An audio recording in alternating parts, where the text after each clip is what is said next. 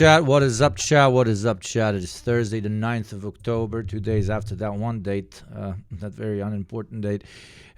I think it is between 4:30 and 6:30. I hope you're all doing mighty fine this morning, evening / afternoon. It is me. I am back. 2 streams in a row. What a magical time to be alive in. I had to come back because there is some heavy fucking duty news dropping all over the world, especially in good old Gaza. Before we begin, we're not going to stop. Tell me what's up with you guys. Anything new, anything interesting, anything you want to complain about. If you're dead, please tell me. I have committed to die. All the classic Yugopnik Twitch stuff. Okay, listen, we're going to cover this. I'm going to tell you what to think about this, and we can argue. This is a very developing situation. It's both good news and bad news. So let's be careful to thread a line between optimism and realism, and see how we're supposed to feel about this. Okay. Well, celebrations have erupted in Khan Yunis in Gaza.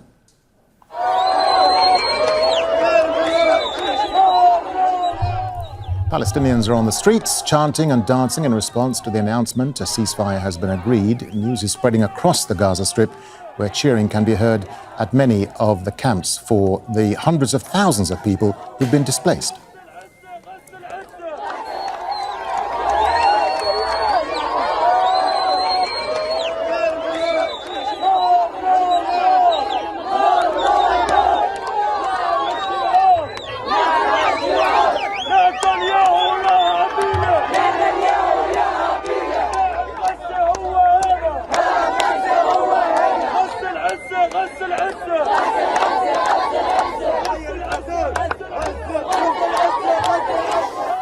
Let's bring in Noura Erakat. She's a human rights attorney and associate professor at Rutgers University, and she joins us from Philadelphia in the US. Noura, good to have you with us. So Trump says, this is a great day for the Muslim and Arab world.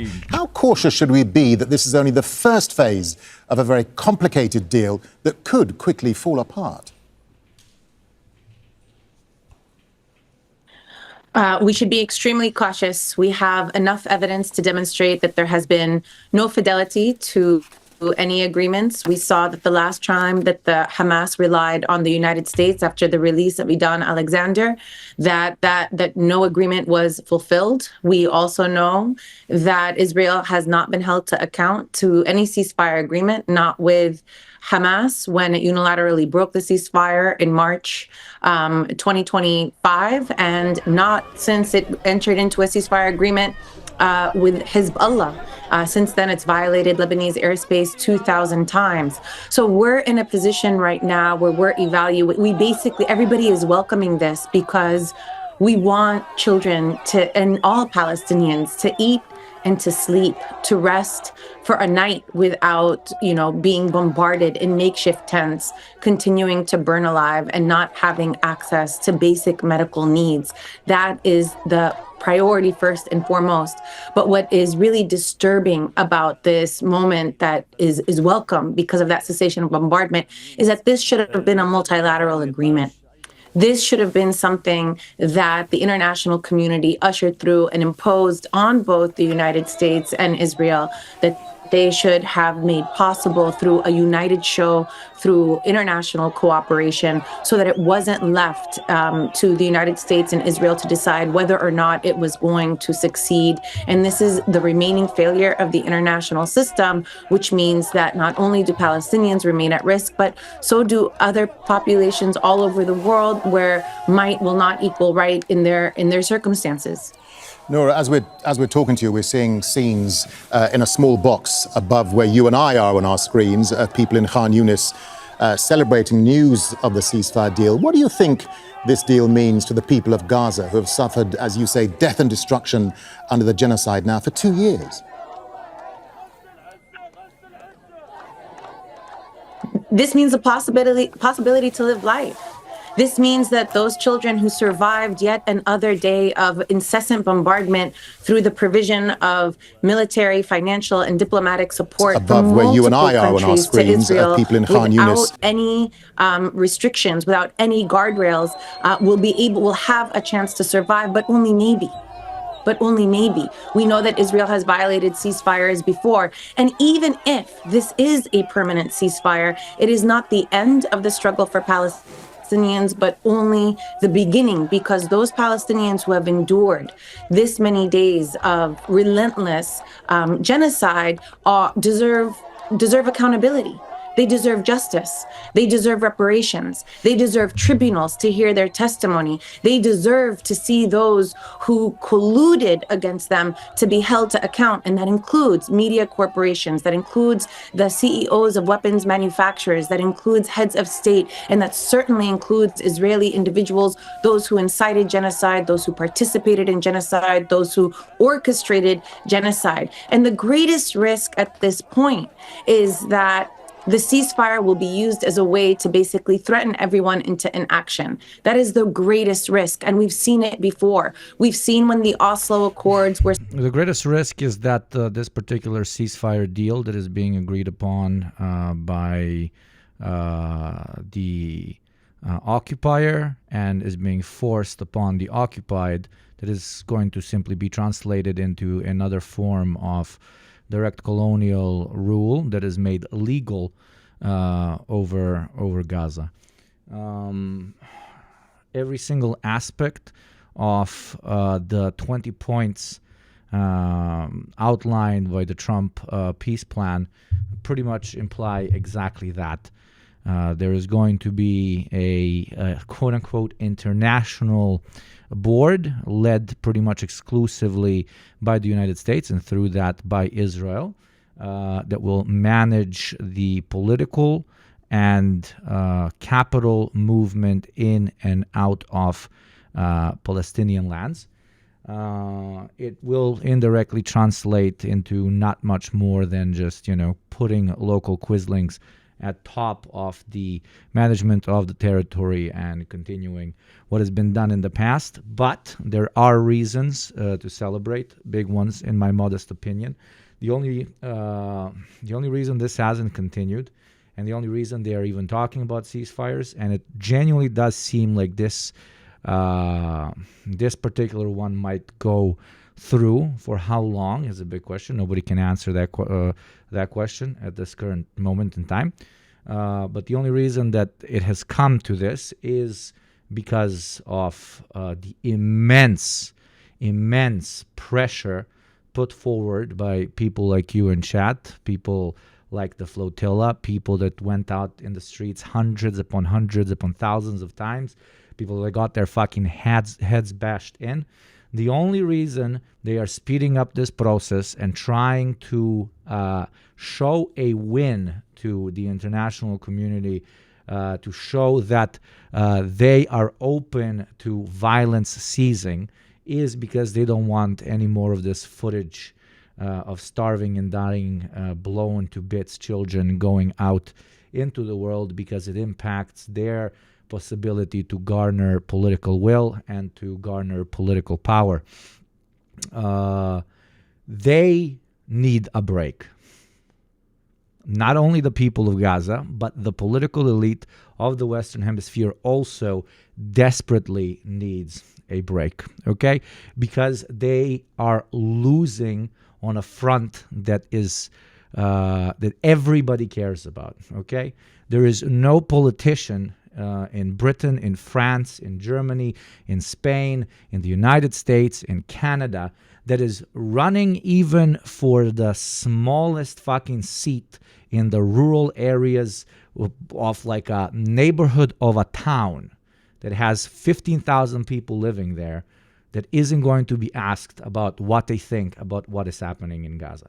And in order to silence that particular conversation, or to at least stop it for the time being, they felt pressured into doing this. So next time somebody tells you that your voice and that your protests and so on do not matter, tell them they are absolute fucking idiots. And while this ceasefire agreement is very bittersweet, very bittersweet. It is still a ceasefire that is coming only because we managed, not me, not you, but all of us, the tens of millions of people around the world that didn't want to shut the fuck up, because they managed to pressure them into trying to do something about it. That is my general hot take on why this has happened and what your role in all of this is. It has been a crucial one. It has truly been a crucial one. It's unfortunate that it took so long, but it only took so long because they, at this point, hold so much political power. By they, I pretty much mean the United States of America, that they need, 70% plus of the world's population, pretty much, to agree upon a thing before they go ahead and address it. And the thing we all agreed on is that there is a genocide going on and it needs to stop yesterday. How they're gonna make it work is a big question. Why is it very bittersweet? It's very bittersweet because it's all in the hands of the occupiers, okay? They're calling this a peace plan, but it is the countries that have been the most active in proliferating this genocide that are going to be deciding the future of the territory and of the people that have been mass murdering for years upon years. So it is not necessarily a peace plan. It is that of a quote-unquote victor. In this case, I wouldn't call it a victor, but that of a occupier and genociding maniac, telling a population that is under their boot what their destiny is going to be, and they either agree and killing temporarily stops, or they don't agree and it immediately restarts. Okay, that is it. That is this current situation. But to repeat myself, don't black pill it too much. It is still a small victory that has been gained. Them stopping even for a millisecond from their pursuit of the complete annihilation and destruction of the Palestinian people, even for 5 minutes, even for 5 days, even for 5 months, even for 5 years, is enough time to regain strength, regain purpose, and see what destiny is possible for this little corner of the world that we all have come to care for very, very greatly. Okay? President Trump announced that Israel and Hamas have signed off on the first phase of a peace plan that will release all the hostages held by Hamas and lead to Israel withdrawing its troops to an agreed-upon line in Gaza. Part of the first steps toward what he calls a strong, durable, and everlasting peace. A source in Israel now says the hostages are expected to be released on Saturday or Sunday. Others have said perhaps Monday, although that could be sped up. I want to talk about these extraordinary developments. Why am I not calling it a peace plan necessarily? Okay, if let's imagine like two countries that you might, Kazakhstan and Turkmenistan go to war. Kazakhstan occupies half of Turkmenistan and does genocide in Turkmenistan for 2 years in a row. Okay? And then Kazakhstan says, hey, Turkmenistan, you allow us to indirectly govern half of Turkmenistan, and you listen to everything we have to say when it comes to how you operate inside of your own sovereign territory, or we will keep killing you. Would you call that a peace plan, or would you call that Kazakhstani occupation? That they're just calling a peace plan. Okay? No, you would call it Kazakhstani occupation. Okay? This is the same case. But still, we should welcome the fact that Turkmenis would stop dying en masse for 5 minutes, for 5 days, for 5 months, or for 5 years. That's why, to an extent, to call it a peace plan is incredibly Orientalist and incredibly fucking, what word should I use? Westoid brained. With Fareed Zakaria, host of Fareed Zakaria GPS. No Fareed, there's obviously still a lot we don't. And I love how we have a Kazakhstani coming into chat and being like, what the fuck? Kazakhstan being dragged for no reason. It was just an example, my dear friend. I apologize. I love Kazakhstan. Know about the contours of this deal, but how important a day is this? Oh, I think it's a very important day, and you're right that we don't know. All I'm saying is don't give them any applause, okay? Please do not give them any applause. Do not give Israelis and Americans applause for stopping a thing they've been doing. Do you applaud a man when he stops beating the living shit out of his wife? Do you go like, oh my God, this is historic. I can't believe that you are so wise and open-minded and kind-hearted that you will now stop beating your wife. Okay? Especially after he said, I'm going to stop beating my wife, but now my wife is designated to the toilet. Oh yes, we have 7 rooms in the house. No, she will live in the toilet. I will have 3 of my bros standing outside of the toilet. If she comes out of the toilet, I want it written on paper, signed by the neighborhood community, that I can punch the living shit out of that bitch, okay? But as long as she's in the toilet, that's okay. And everybody's like, oh my God, such incredible, oh my God, misogyny destroyed. Holy shit. Whole patriarchy annihilated. This is historic, incredible. Please don't give them that pleasure. Please don't give the Republicans in the United States or the Israelis the pleasure of tapping themselves in the back for stopping the thing they started. Okay? Enough about the contours of the deal. The most important part, as Brett McGurk pointed out, is that Hamas seems to have agreed to release all the hostages in the first phase. They had never been willing to do that before. And that is a game changer because Hamas loses all its leverage once the hostages are released. That is the only leverage they have. Israel is vastly Hamas is done. Yes, it's done. Superior to them. That's it. It is. That's it. In every, this is capitulation. But is it a necessary capitulation? Do I look like a Hamas member or a Palestinian from Gaza? That is not on us. That is not on us to say, okay? We can sit here in the background in our little comfortable fucking rooms with our phones, with our computers, with our little nice fucking streaming kit and be like, oh, they are so stupid. This is just going to be the occupation of Gaza continued. Why are you giving up the hostages or vice versa? No, they should continue fighting steadfast. Who the fuck are you, motherfucker? You ever shoot a fucking Glock, let alone fucking put fucking TNT while you're running in flip-flops underneath a fucking tank? Okay? This is genuinely not on us to lament about and be passive-aggressive about.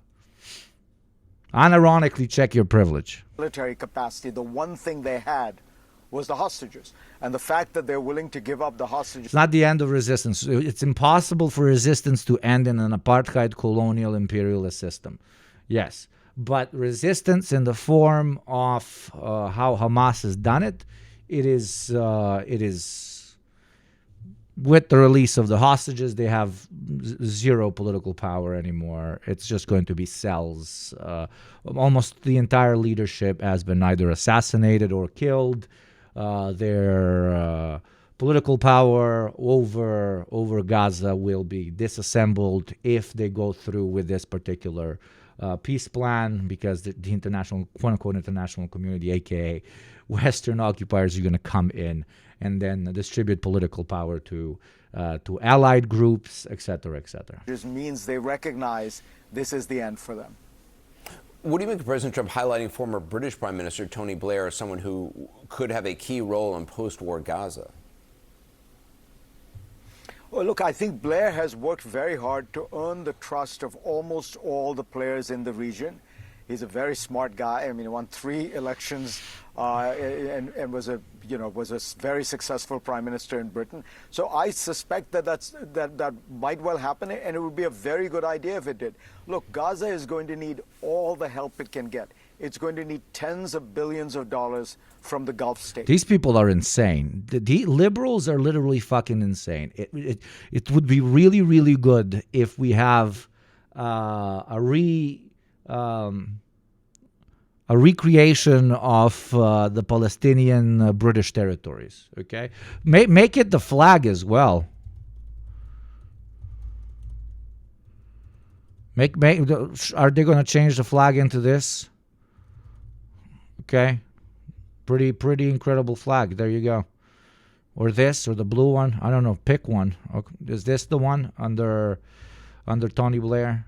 Is this gonna fly over the capital city? Son of a bitch, dude. It's going to need help from the European Union. It's going to need help from the United States. How many figures are there in the world who are trusted and respected by all the people, all the groups I mentioned? Blair is in some ways unique in that respect. He's been... Are you insane? Blair was instrumental in the invasion of Iraq. Blair was instrumental in developing the system through which the Middle East was annihilated for the last 20, 30 plus years. This is, I can't believe we literally, the highlight just came out. Hi, everyone. But we recorded this 2 weeks ago. Who is Tony Blair and why does he want to govern Gaza?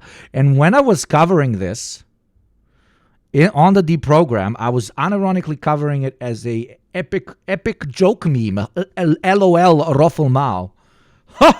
Imagine how insane it would be to take a crazy colonial leader and reinstall him as the governor of a past British colony.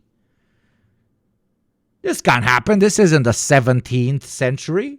This isn't the 16th century. This isn't the 18th century. No, that's the plan. That's why I'm telling you, this is going to be occupation. This is just occupation, and it's cope not to believe so.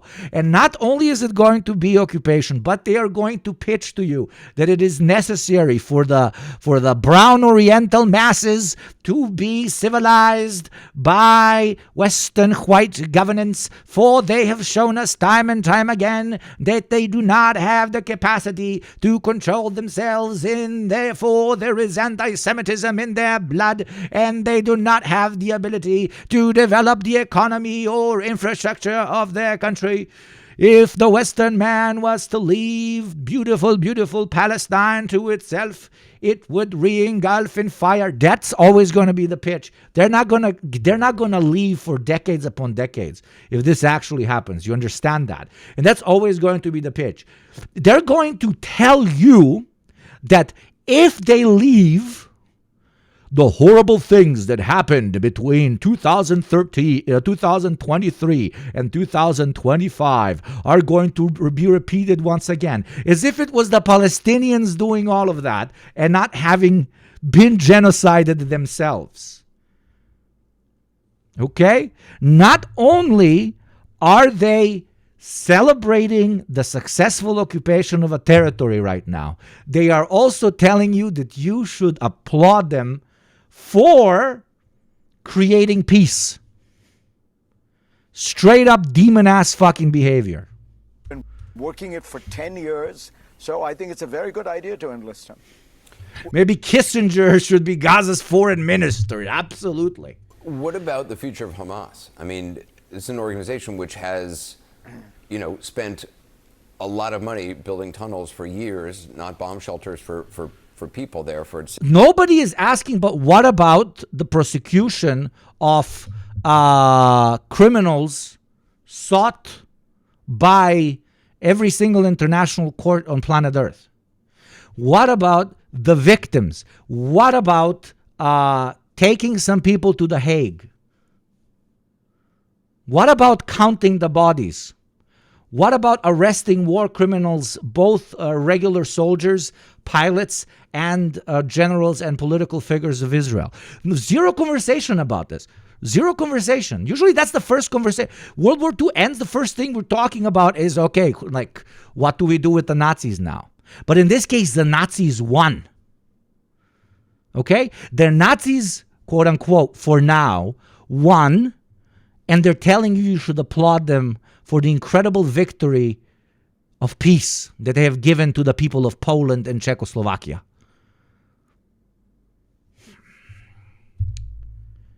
Citizens, they took power from the Palestinian Authority.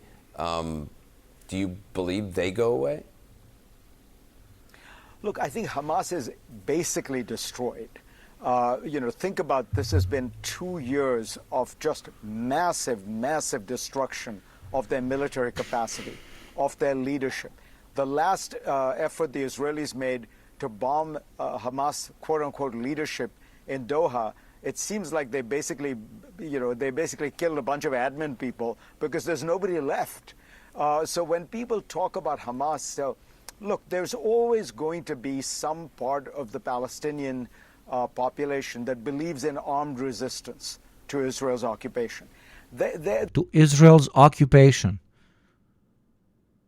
What did you say? Israel's what? Israel's what? Thank you for saying that out loud, my friend. To Israel's occupation. Yes, yes. And is it ethical or even legal to have military resistance against an occupation? I don't know. Does anybody have books? Can anybody Google that maybe? There will be people, there will be small militias, small bands. They might call themselves Hamas. But Hamas, in the sense of the entity that ruled the Gaza Strip, that has been a full-formed militia with all the tunnels, with all the training, I think that's gone. There will be remnants of it scattered around, but I don't think there's much of that left anymore. What do you see as the ruling? He is basically saying the Palestinian people, at least in the territory of Gaza, have been crushed.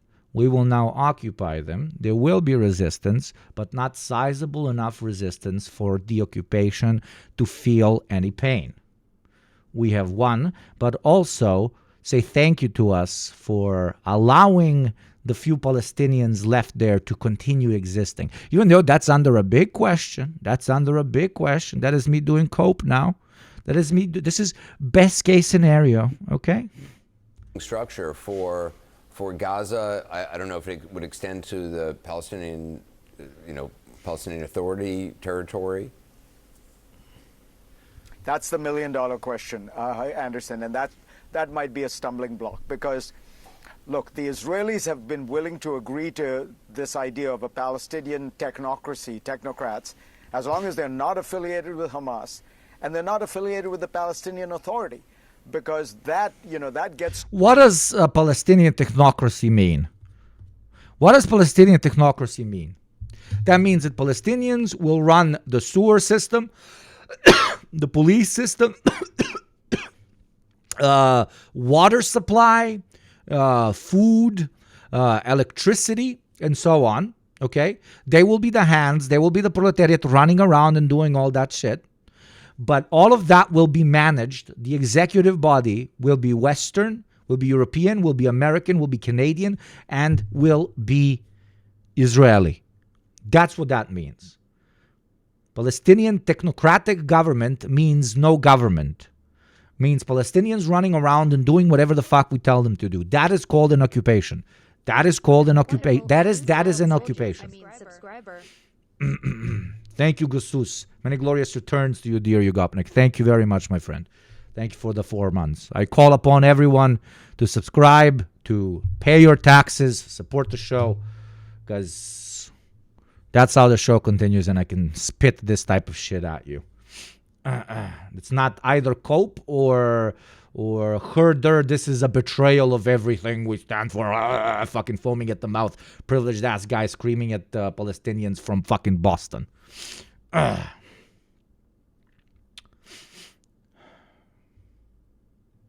Watch Israel turn Gaza into another version of the West Bank right after the genocide. Probably the real plan. That is most likely the direction they're going into. They can just do it much faster than in the West Bank because now everything is crushed. It is no longer really an urban center.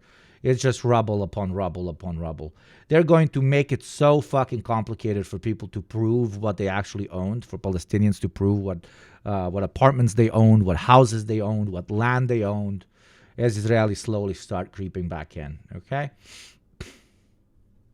to a problem in the Israeli coalition, which is Sorry, but this reminds me of this coalition, an international occupation after a genocidal war. That's literally what it is. That is literally what it is. Netanyahu cannot allow the Palestinian Authority to have more sway and more authority, because that suggests an entity that might then become a Palestinian state, and that would, of course, mean the extreme right-wing members of his government would have huge problems with that. So it has to be non-Hamas, non-Palestinian Authority, Palestinian technocrats. There you go. But why are you fucking not using normal human words? Palestinian technocrats. There can be no Palestinians governing Gaza. That's what you're fucking saying.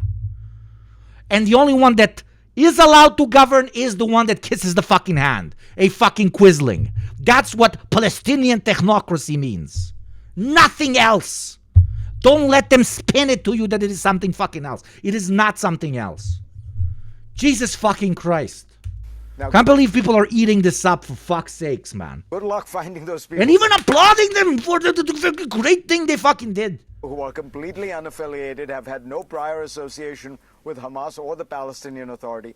I'm sure some exist, and they'll be working hard, and my guess is they won't apply the litmus test too strongly. I mean, if somebody once had some role in the PA, for example, I would hope that would not disqualify him or her. But that is going to be the challenge, because the Arab states are willing to support a Palestinian technocracy. They're not willing to go and govern Gaza themselves. They don't want to be in the business of shooting Palestinians who are rebelling or jailing Palestinians. So it is essential that there be Palestinians governing.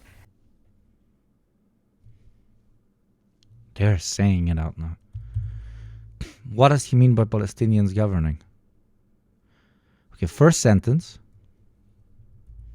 A Palestinian technocracy. They're not willing to go and govern Gaza themselves. They are not willing to go and govern Gaza themselves. And now he will explain what that most likely means. They don't want to be in the business of shooting Palestinians who are rebelling. They don't want to be in the business of shooting Palestinians who are rebelling. They don't want to be in the business of governing Gaza. They don't want to be in the business of shooting Palestinians who are rebelling. That is going to be the management of Gaza. And a Palestinian technocracy will be Palestinian quislings that are willing to do so for the so-called international community governing Gaza at that particular moment. That's what it is. That's it. Or jailing Palestinians. So it is essential that there be Palestinians. So it's essential that there are Palestinians who are going to be imprisoning Palestinians and hunting down rebel groups. Governing. And who those people are is going to be a bit of a stumbling block. Yeah. Fareed Zakaria, thanks very much. Yeah. It can't be more open. It can't be more open. It can't be more open. So many times before, negotiators. It can't be. There you go. It's an occupation. There you go. End of conversation. I can stop the stream now. There's no more takes. That's all the takes. Gathering to put an end to the war in Gaza. But this time, the scene is a little different. There's Let's see what the Economist thinks about this. Posted. No, this is too old. Level of optimism and joy and celebration are continuing in the streets. Yeah, of course, people want to fucking continue living. Bring in Tom Bateman there at the White House. Tom, what are you hearing about the president's likely movements over the coming couple of days? Well, I think we're going to see a pretty frenetic flurry of activity, both from the president and from his key negotiators, his envoys in the region as well. So first up, it's pretty clear President Trump will travel to the region. Does anyone even think Israel won't just reinvade in a couple of months? They can, yes, but that's not supposed to be the main point. Even if they don't, if this follows through, it's a de facto occupation, a legalized one. And that's it. So should there be joy about the fact that maybe in the best case scenario, Palestinians are not going to be dying en masse in the next hours, days, weeks, or hopefully years? Yes, sure. Keyword there being en masse.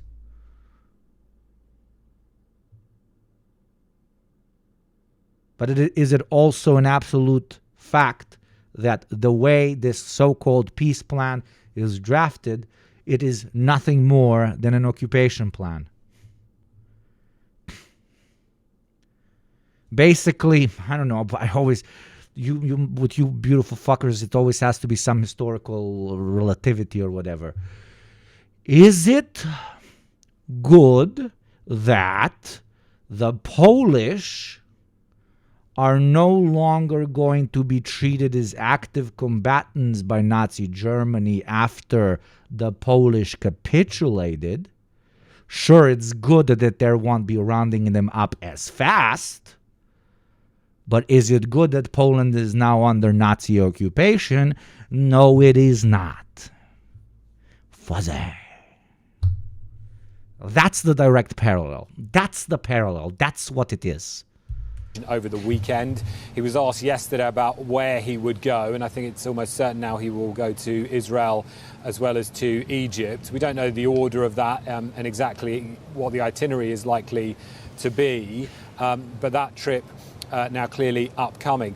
As for his team, Steve Witkoff, as you were hearing there from Rushdie, we still have negotiations. There is still, an incredible amount of work to get through just on the implementation of the next few days from the delegations. Steve Witkoff has been there in Sharm el-Sheikh. We saw him pictured in those celebrations there with the Qataris and the Turks and the Egyptians yesterday and the Israelis.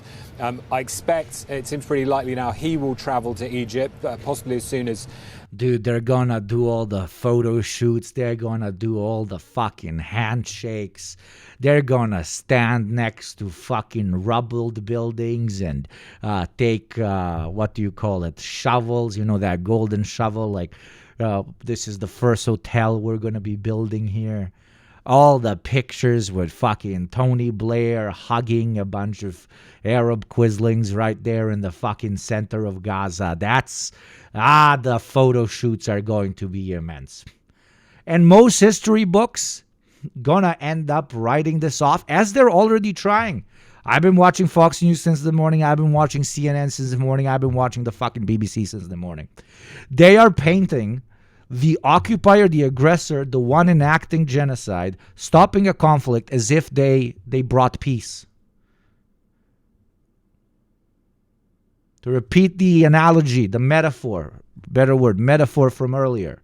If somebody is beating the shit out of their wife, and then they come and they say, I will no longer beat the shit out of my wife, but she can now only live in the toilet.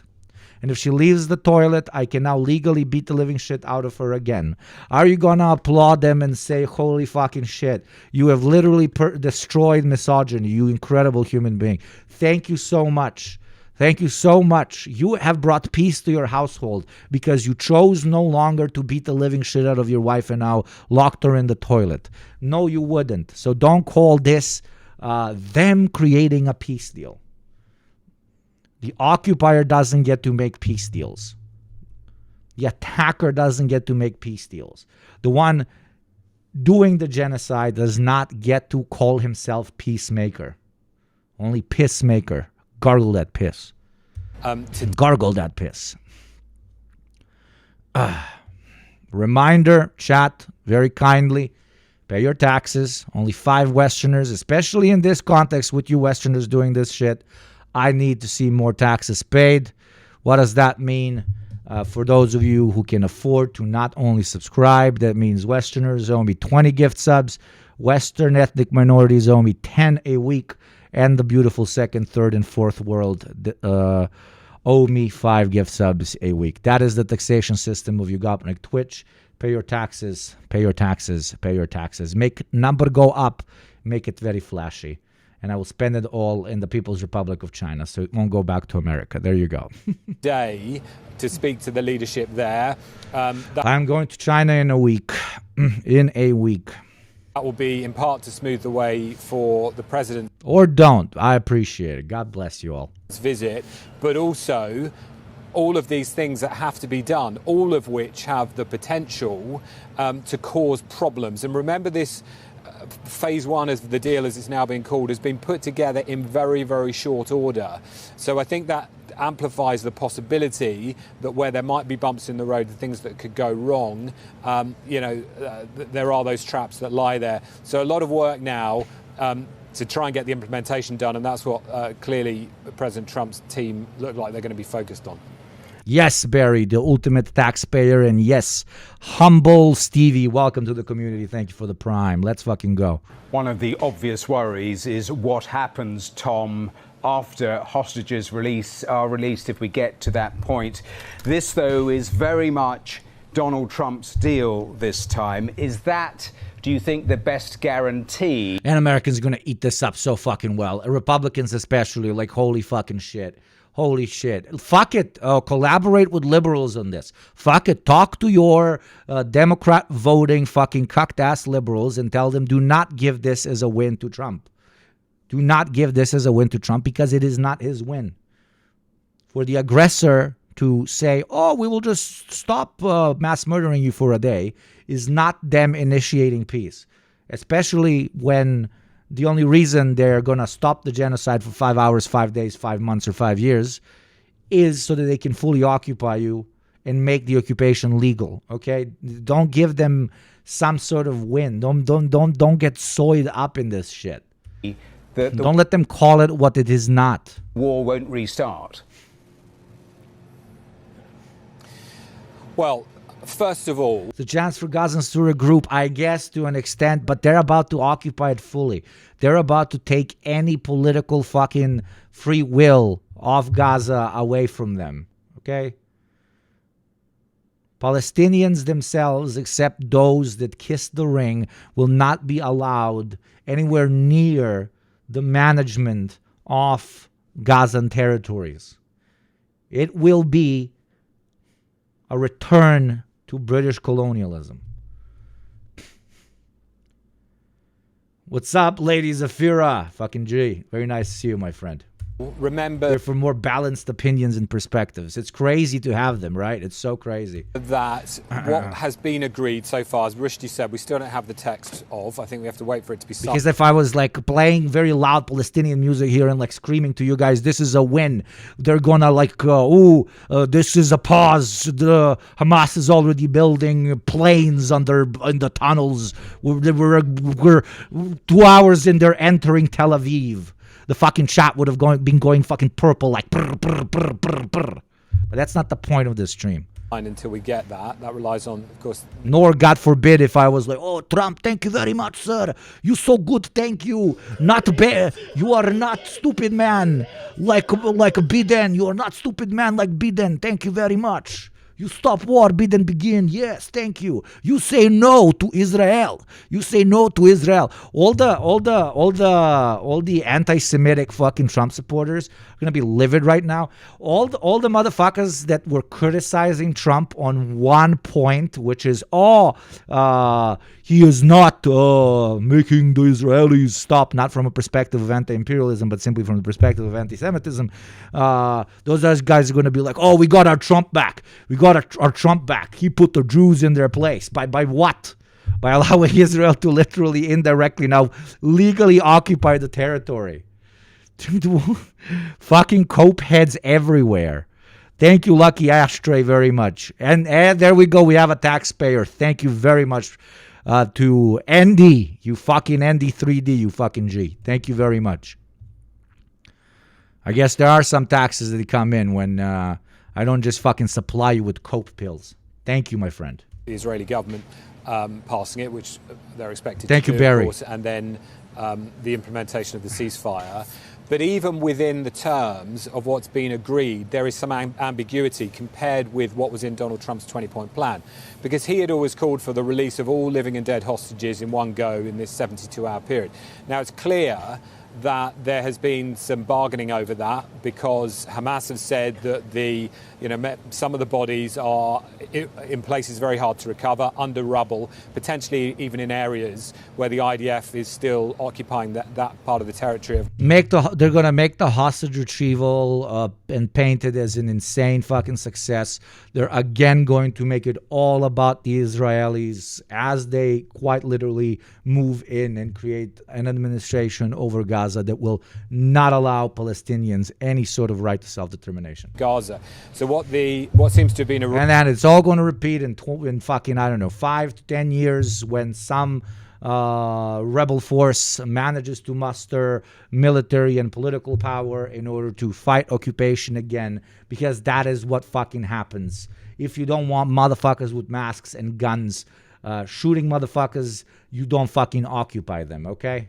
Right, agreed. Incredible mind blow, right? Incredible commentary. In Sharm el-Sheikh is to set up an international body that will help to try and facilitate the recovery of bodies. Now that will include Israeli intelligence, the Americans, others with international expertise, and then those on the ground, presumably international organisations that are already there, along with the Red Cross, will be involved in that. But that has the potential, clearly, to take some time, and it's going to be very difficult. Now, does that mean you don't even start to get to talking about phase 2 until that part of the agreement has been honoured? That clearly gives the Israelis a reason to be able to say that Hamas hasn't honoured its part of the agreement, according to President Trump's initial framework. So they've got to get through that first, and then you get to this phase 2, i.e. the arrangements for the end of the war. Now here, the two sides are, very, very far apart. There is a gulf between them. You have hardliners on either side. In each society, it's going to be saying, we're being called to surrender here. And so all of the issues that came into play that became obstacles over the last 2 years at various points in this deal all come back into play, and we're into a whole new area now. And so that is why Hamas has been demanding that President Trump guarantees an end to the war, that is the language used. They're going to be looking out for that, as are the Israelis, looking out for guarantees that this will mean the complete surrender and disappearance of Hamas as a political and military force, something they have adamantly previously rejected that they will do. So what President Trump says and how closely he can stick to this, keep up the momentum and keep up the pressure on both sides, is going to be critical in the days and weeks ahead. Rushdie, just a quick thought about Palestinians to be released as part of this deal. Marwan Barghouti is often talked about, a very significant figure moving forward. What are we hearing about whether he is included in this deal? Well, his wife was in Cairo trying to get to Sharm el-Sheikh to understand how things are going with the negotiation.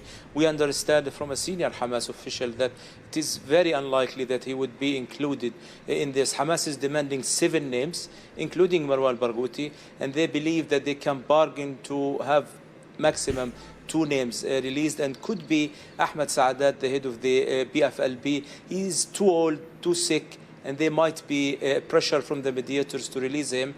But Hamas is not very optimistic about the rest of the 7 names. Rushdie, we will leave it there for now. Thanks very much for the latest from you. Thanks to Tom Bateman live at the White House for us. Well, let's continue with this. Let's talk to Elon Pinkas, who's the Israeli diplomat, former diplomat rather, and writer. Elon Pinkas, welcome once again to BBC News. In terms of reaching this moment, did you think we would get here? In the last month, there were indications that it is moving in this direction. But let's draw a distinction here between phase 1, which I was cautiously optimistic about, and the other phases of the plan, or the other tenets of the plan, which I am very cautiously pessimistic about.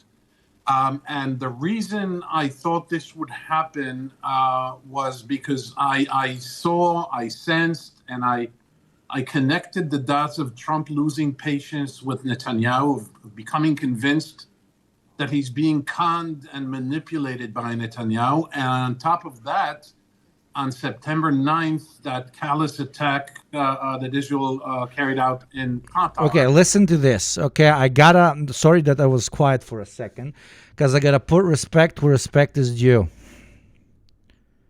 Gotta put respect where respect is due. This is 8 months ago when they were doing the first ceasefire. Okay? And this is what Berem Penada said the likely outcome is going to be. Okay? Listen to this. Just listen to this. What he said 8 months ago. I think the idea that Hamas is in a position of strength to just keep ruling after this happens is a delusion, honestly. It's pretty obvious that while they have been able to keep fighting, they are certainly not in a position of strength. A guerrilla force with basically every exposed civil apparatus that it had previously being directly attacked and destroyed, like civil servants, just random government employees being massacred in droves for their supposed Hamas affiliation. Like their capacity to administer Gaza is heavily damaged, if not destroyed, even if their military wing has been largely fine. Yeah, I know exactly that as well. But I think there's obviously 6 weeks, they say, of this supposed ceasefire until they start, and the ceasefire will be extended if 6 weeks is enough. That's what they say. But eventually they go. It wasn't, by the way, but still listen. Going to arrive at the point where there are more concrete discussions about what happens next. Yes. And I don't know, I really do not think that what we're going to get next is a return to Hamas civil administration in Gaza. I think the U.S., especially after Trump is in office, is probably going to try to push some sort of middle ground between that. And I don't think Israel will allow the PA to take over. But I would expect, and I saw this, I was reading a BBC article where they said that a source in the US government was telling them the US was trying to push this.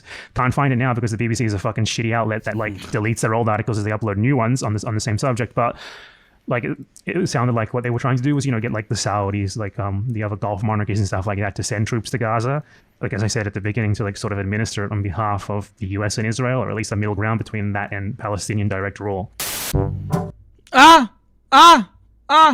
But it's even worse. Now they're going to have a Brit on top and probably convince, somebody like the Saudis and so on to send in some sort of military during the interim period before they get to get enough Palestinian quislings that are going to work under the so-called international community governance program of Gaza, which, to repeat myself, is just occupation. Sorry, but respect where respect is due. He said that 8 months ago. He said that 8 months ago about if a ceasefire continues, what the Americans and the Israelis are going to offer as a method of management of Gaza. He said that 8 months ago. Hat off. Respect where respect is respect. Because let's go to the situation on the ground. Unfortunately. In Gaza, first of all, because these are the pictures we are showing you this evening, and you heard from Amal, just one person there a few moments ago, about Tony Blair in Gaza. What is this? Yeah.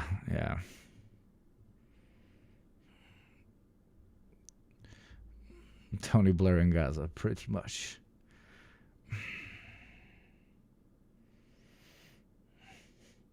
And then he's going to go with that little shovel. Right now, there's going to be so many pictures with a bunch of Palestinians in the background holding shovels, and then they're going to be in front of the rubble, and then he's going to pick up the shovel, and it's going to be a golden shovel. He's going to make the first hole, and he's going to be like, this is the beginning of the prosperous future of Palestine. No more war, no more conflict. God bless Israel. God bless the Palestinian people, and so on and so on. That's it. It's at least the current pitch, at least what they're currently pitching. That's what it's like. It's occupation. About the remaining hostages. On the 7th of October, when Hamas and other armed factions attacked Israel. Also pictures with fountains and solar panels incoming, yes. They killed people dancing at Nova Music Festival, families in their homes, and soldiers at military bases. The youngest hostage, Kafir Bibas, was just 9 months old when he was taken alongside his 4-year-old brother Ariel, their mother Shiri, and father Yarden. Now, 48 hostages still remain in captivity. These are some of the locations they were taken from in southern Israel. Since then, Israel has waged a war on Gaza, killing more than 67,000 Palestinians. That's according to the Hamas-run health ministry. One of Israel's my God, shut the fuck up, man. central objectives has been to free the 255 hostages in Gaza. And how many hostages does Israel need to give back? Including 4 Let's see if she mentions that. Prior to the 7th of October attack. Of those 48 still in Gaza, Israel believes 20 of them are alive. The largest number of hostages returned has been as part of ceasefire deals or in separate releases, 148 in total. So far, Israel has recovered 51 hostage bodies from Gaza. 8 hostages have been rescued alive in Israeli operations. Hostage handovers have been staged by Hamas, like this one in February, with crowds of Palestinians watching on in Gaza. At least this guy is talking about the right thing. No, wait. I'm expecting... I haven't heard a large political figure mention, even for a second, that even if this stops, quote unquote, full time, I apologize, even if this stops full time, that, hey, maybe we should persecute people that have committed genocide. Maybe, I don't know. I think it's crazy. I think it's very radical, a little bit anti-Semitic, I might add, but we should mention it. Expecting the Secretary General, because I can see him right now, so I think we'll turn and listen to what he has to say. Very good morning, all of you. Good morning. The Secretary General will deliver some remarks. We will not take questions. I welcome the announcement last night of an agreement to secure a ceasefire and hostage release in Gaza, based on the proposal put forward by President Donald J. Trump. And I commend the diplomatic efforts of the United States, Qatar, Egypt, and Turkey in brokering the desperately needed breakthrough. We have all waited far. Nobody has sound on this. That's crazy.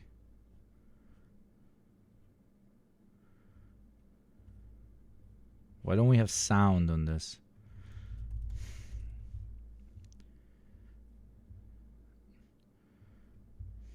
Very good morning. Hostage release. I welcome the announcement last night of an agreement to secure a ceasefire and hostage release in Gaza, based on the proposal put forward by President Donald J. Trump. And I commend the diplomatic efforts of the United States, Qatar, Egypt, and Turkey in brokering the desperately needed breakthrough. We have all waited far too long for this moment. Now we must make it truly count. I urge all parties to fully abide by the terms of the agreement and to fully embrace the opportunities it presents. All hostages must be released in a dignified manner. A permanent ceasefire must be secured. The bloodshed must stop once and for all. And the United Nations will provide its full support. We and our partners are prepared to move now. We have the expertise, the distribution networks, the community relationships in place to act. Supplies are in place, and our teams are on standby. We can scale up food, water, medical, and shelter assistance at once. But to turn this ceasefire into real progress, we need more than the silencing of the guns. We need full, safe, and sustained access for humanitarian workers, the removal of red tape and impediments, and the rebuilding of shattered infrastructure. And we need member states to ensure that humanitarian operations are properly funded to meet the immense needs. We must never forget the unbearable human cost of this conflict. Yes, and we should persecute those who have committed it. All of the lives lost, including United Nations personnel and humanitarian workers. Yeah, I agree. Persecute them then. Persecute them then. And pay tribute to our colleagues who continue to serve. You can pay tribute to them by persecuting their fucking assassins, maybe. With courage and compassion in conditions of extreme risk. Prosecute, I apologize. For Israelis and Palestinians alike, this deal offers a glimmer of relief. And that glimmer must become the dawn of peace, the beginning of the end of this devastating war. I urge all to seize this momentous opportunity to establish a credible political path forward. A path towards ending the occupation, recognizing the right to self-determination of the Palestinian people, and achieving a two-state solution. Yeah, that's not part of the deal. That is not part of the deal. The recognition of a sovereign Palestinian state is not part of this deal. A continuous occupation by something they will not call Israel, but that will indirectly be Israel, of Gaza is in the deal. A path to a just and lasting peace. I don't know. I'm open to being surprised by the international community actually pushing through Palestinian OG statehood post ceasefire. But something tells me that the international community that will be governing Gaza is going to do everything against that by continuously postponing. They're going to call it the infrastructure and political will is yet not in place in Gaza for us to ensure a Palestinian state, for us to ensure Palestinian statehood, which will not be a direct threat to Israeli sovereignty. Shit like this, okay? That's going to be shit that gets repeated on end and on end and on end by the international community governing this. Keep in mind, the international community governing Gaza, if this goes through, is not going to be the UN, okay? It's going to be led by an American puppet with apparatchiks that are there to make sure that everything that gets built in Palestine is directly or indirectly controlled by Western capital. Okay? Between Israelis and Palestinians, and to wider peace and security in the Middle East.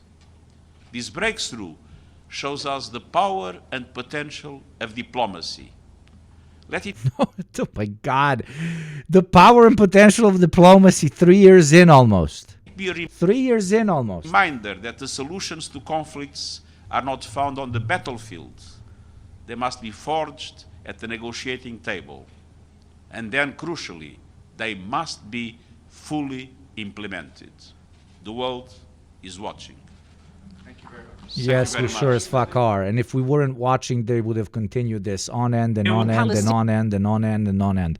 The only reason for me to repeat myself that some sliver of hope is passing through the tunnels of chaos, destruction, and death is because it is no longer a political reality for the Western political establishment to continue directly supporting Israel at the scale that it has up until this point. They're simply changing the scale of their support towards Israel. They're not removing their support from Israel.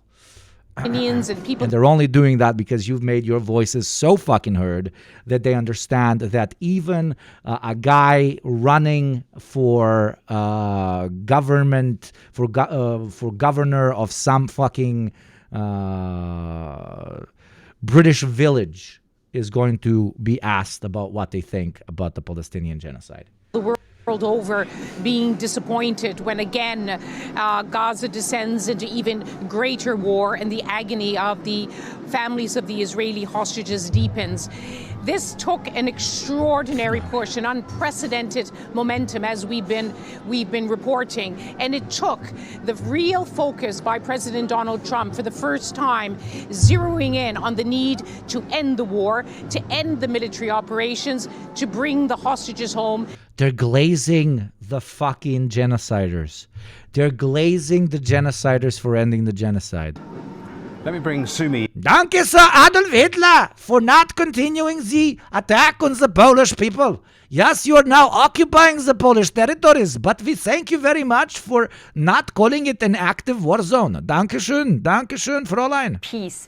That really was a roadmap, not only... How do you say it in your beautiful country? Sieg Heil, yes, you have achieved the Sieg. Now let the Polish, live, but under German occupation. Yeah, sehr gut, sehr gut. It would be about 400 trucks of aid a day into Gaza to help alleviate the suffering and starvation that we've seen play out there over the last several months. But that would then be added, of course, as the days go on. So that is the central plank of what has been agreed. But it's important to note this is a ceasefire plan, and the next steps still have to be negotiated. The questions of where Gaza goes from here, who will be governing in Gaza, and what type of force would be in Gaza. Yes, and I've got so many questions on all of those areas, and also including aid, which you touched on. Rushdie, let me bring you in, because, of course, Lise, referencing the hostages, how many... Nobody's questioning this, though. Nobody's questioning that there needs to be a force that is going to govern Gaza, which is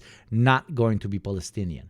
This, everybody agrees on this, of course, except the Palestinians. But this is when you see a point not even being brought up when it comes to the destiny of a whole people, and that point is, do those people get to control their own destiny? Then you know that this is not a mutually agreed upon deal. This is one being forced by a so-called victor over a so-called loser. Hostages are still being held. How many are alive?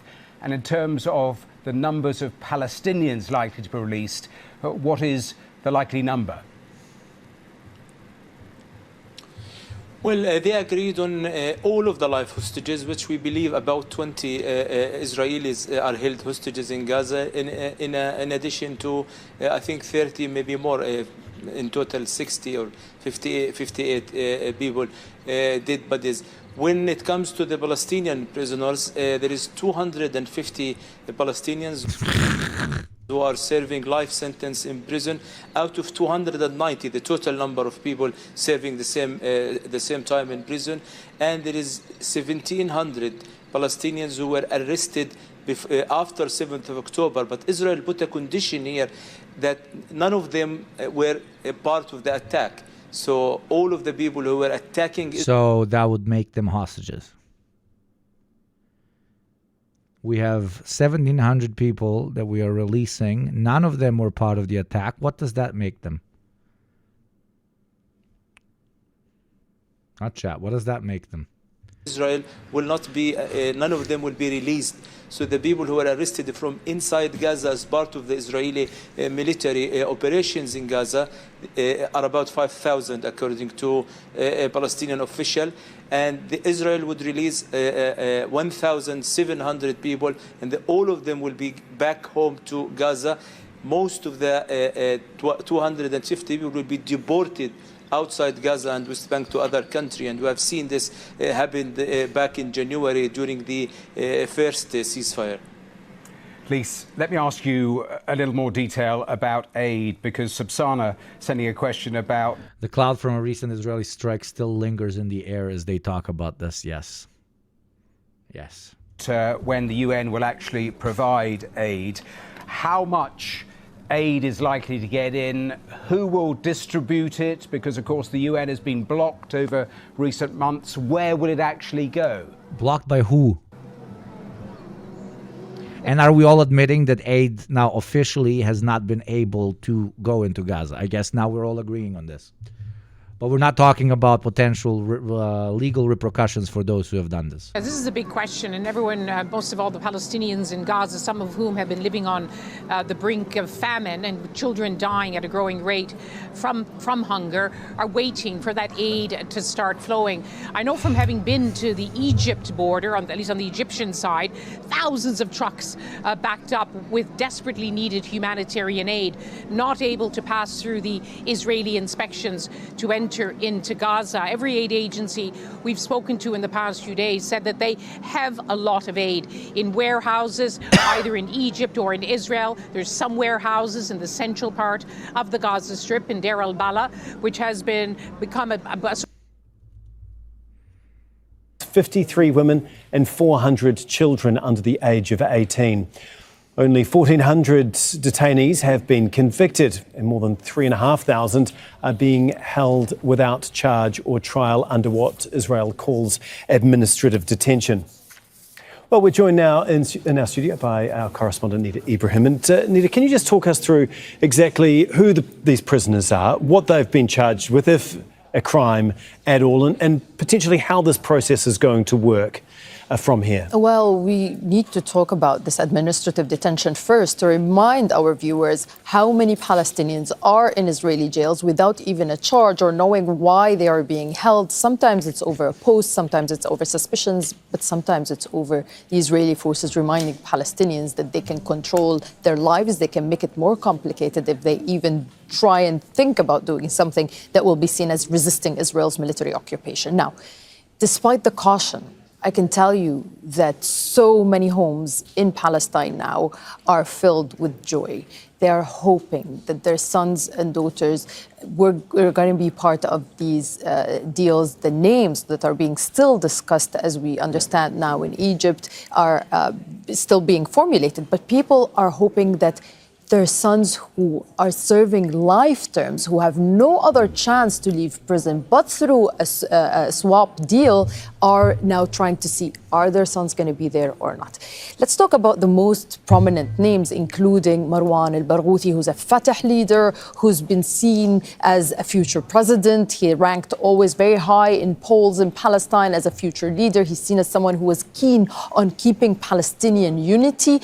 His wife is now in Egypt trying to secure that her husband is going to be among those names that are being discussed to be released, especially that we're talking about 250 Palestinians of high sentences and those who are serving life terms who are expected to be released as part of the deal. Now we have 303 Palestinian prisoners who already are convicted. There will be no Palestinian political figures that have had a political past before the initiation of this occupation process.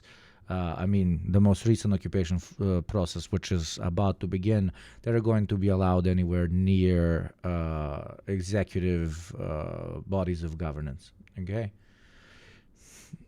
don't expect that to happen.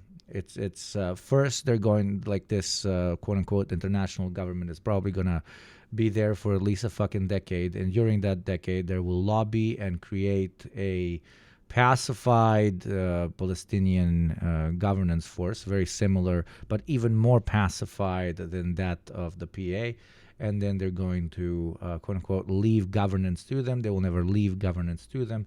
They will simply link them to Western or Israeli influence and interests, and pull out only as some sort of play at we have done our job 10 years in.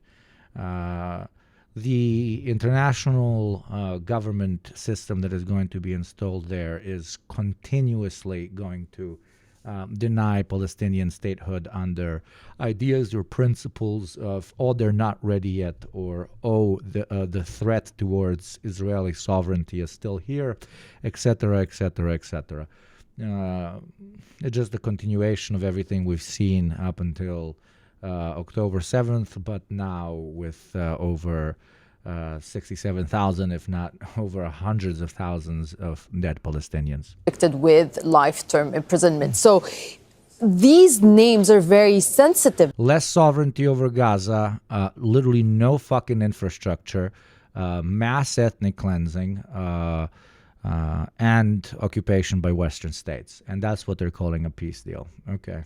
Because Israel does not want a leader like Marwan al-Barghouthi who's going to come out, unify the Palestinians under one umbrella. Fatah and Hamas, he's been known as a leader inside jail, really a unifying figure. So Israel has been vetoing some names. Now, it's really unlikely that Hamas would be stopping the negotiations just because of the name of Marwan al-Barghouthi, just because of the name of Abdullah al-Barghouthi and Ahmed Saadat. These are the prominent symbolic Palestinian prisoners inside Israeli jail. There's literally nothing different to this than to a classic occupation. You occupy a particular... First, you fight against your enemy. You fuck them up, and then you put in quislings to govern. But the only thing that differentiates this than a classic colonial and occupying force is they understand that they've fucked up the Palestinian people of Gaza so much that it is going to be borderline impossible for them to find enough people, enough quislings to govern Gaza on their behalf. That's why they have to do this whole international government deal, because they can't find enough, they won't be able to find enough Palestinians that will take on the role of governing Gaza in their name. So they got to bring in British people, French people, Americans, and so on. Yes. And of course, British, French, and American capital to rebuild all of it. So they're going to make some extra money from it. Then whatever, like a military force they utilize there to pacify the population, they're going to be making extra money from equipping, buying guns for, buying tanks for, buying fucking satellites for, cameras for, and so on. But their release would be met with a lot of optimism among Palestinians, especially as we talk about. Yes, and that's exactly the point. You got to give them something. You got to give them something. First, you're going to stop the continuous bombardment. That's a big question, if it's possible, because of the unhinged nature of the Israeli state. But even if you do that, you need to give them something extra. And, thousands upon thousands of hostages being released is going to help quell potential immediate revolt. That's it. And then you slowly start buying them out. The classic post-colonial shit. And once you buy them out and give them absolutely no capital sovereignty, no economic sovereignty, it's a signed, done deal. The future of governing Palestinians. We've seen prisoner swaps, exchanges before in these ceasefire negotiations. Based on that, can you just give us an idea of how this potentially could work in the coming days? Well, Tom, I can tell you that in my career, covering these Palestinian prisoners being released has been the highlight. It's a rare day of joy for us journalists to cover, in addition to all of this pain and misery and grief that we often report from the field day in and day out. So what usually happens is after they agree on these lists of names that Israel would release, the ones who are expected to be released outside in the West Bank, of course, there are people who are going to be deported and there are people who are going to be released inside Gaza. The momentum usually happens after the Israeli captives are secured and are handed over to the Israeli side. Then we see families coming from all over the occupied West Bank, for example, in Ramallah, trying to wait for the moment that their sons are going to be out of their prison. And then we see these beautiful moments of reuniting families again with one another. We see families who have not been allowed to even go to visitation to see their sons inside Israeli jails. They've been severely worried because we know how many prisoners have so-called died in Israeli jails, but we know that there has been torture and there has been a lot of mistreatment and medical negligence that led to these Palestinians being dead or killed in Israeli jails. That fear has always been accompanying Palestinians, especially that we talk about 1 million Palestinians who've been in jail in and out since 1967. Nida, just before we move on briefly, if my memory serves me right, had Israel actually restricted celebrations from when prisoners were released earlier in this year? It tried this several times during the prisoner releases. Whenever they see a family gathering near the prison, they shoot tear gas bombs. She meant so-called prisoners, Chatter. Try to shoot. Not so-called died, so-called prisoners. Towards journalists. We ourselves got injured, some of our team members, by tear gas canisters while we were trying to cover this. They do not want Palestinians to see this as a moment of jubilation, even though for those families who are waiting for their sons and daughters to come home, it is indeed, and it's going to be a very happy moment. Yeah, indeed. Stay with us because Yes, but extremely bittersweet. All of this is bittersweet. If there's one word to utilize for it, it is the definition of bittersweet. But what makes me exceptionally enraged is that the occupiers, the genociders, the mass murderers are telling us that they have made peace a possibility.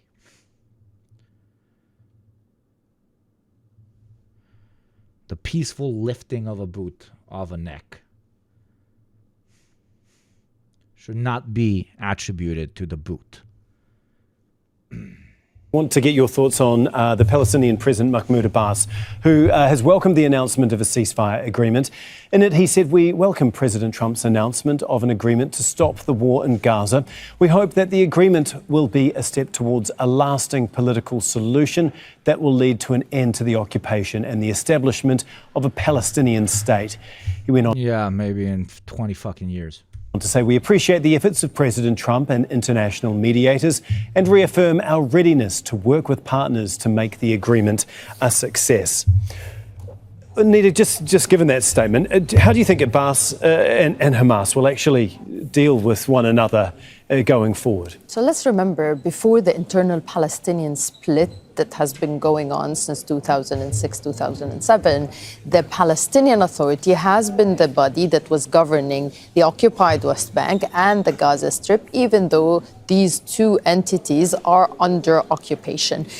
That split has cost Palestinians a lot. It's not necessarily just on the diplomatic front that we are looking like a country that is not unified, but also when we talk about people in the street, they would tell you that their struggle to end Israel's occupation has been hampered and hindered by the Palestinian politicians and leaders not being able to bridge their gaps and reunify under one unit. Because that's the point. That's why they exist. They are supposed to not allow the gap to be breached. They're just making a second version of that for Gaza, but on steroids. On steroids. Mark my word, fucking come back and fucking talk to me in a year. When we have fucking British colonizers taking photo shoots among the rubble. Now, the Palestinian Authority now is in a very critical moment. It's trying to prove that it can take control over Gaza. It can be the party entrusted to rule. But as we've seen from the Trump 20-point plan, the idea now is not for Palestinians to govern themselves as much as it's going to be an international stabilization force. And then there's going to be a peace board led by President Trump and the former UK Prime Minister Tony Blair to be governing the Palestinians in addition to oversee a local day-to-day governing body. So all of that is being seen by Palestinians as an attempt to undermine Palestinians' ability to govern themselves. So not undermine, to completely remove it from the equation. The Palestinian Authority, by the way, has been cracking down lately and trying to step up its fight against corruption to prove to the international community that they indeed are eligible and can rule Gaza. Whether they're going to be allowed, I think this is something we'll have to see. That's so fucking hilarious. That is so hilarious. That is so hilarious. Thinking that the West will be impressed by the Palestinian Authority's ability to crack down on economic corruption.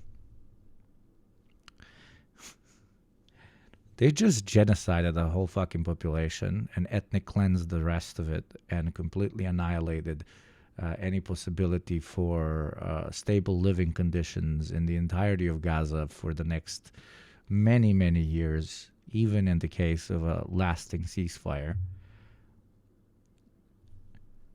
You are trying to give a pitch that you will be decent at governing to people who have absolutely no interest in seeing your people govern it.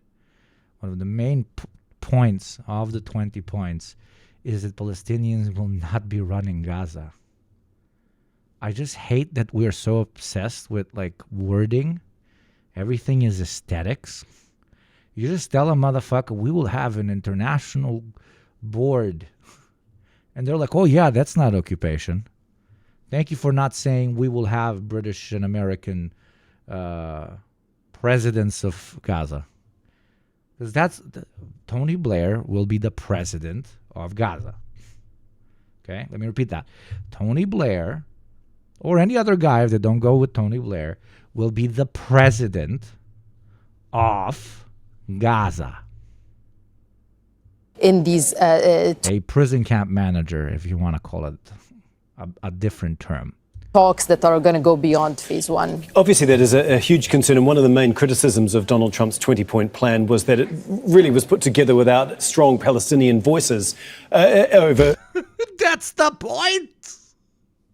That's the entire. How many times do I need to repeat this? Exactly who was actually going to govern once all was said and done.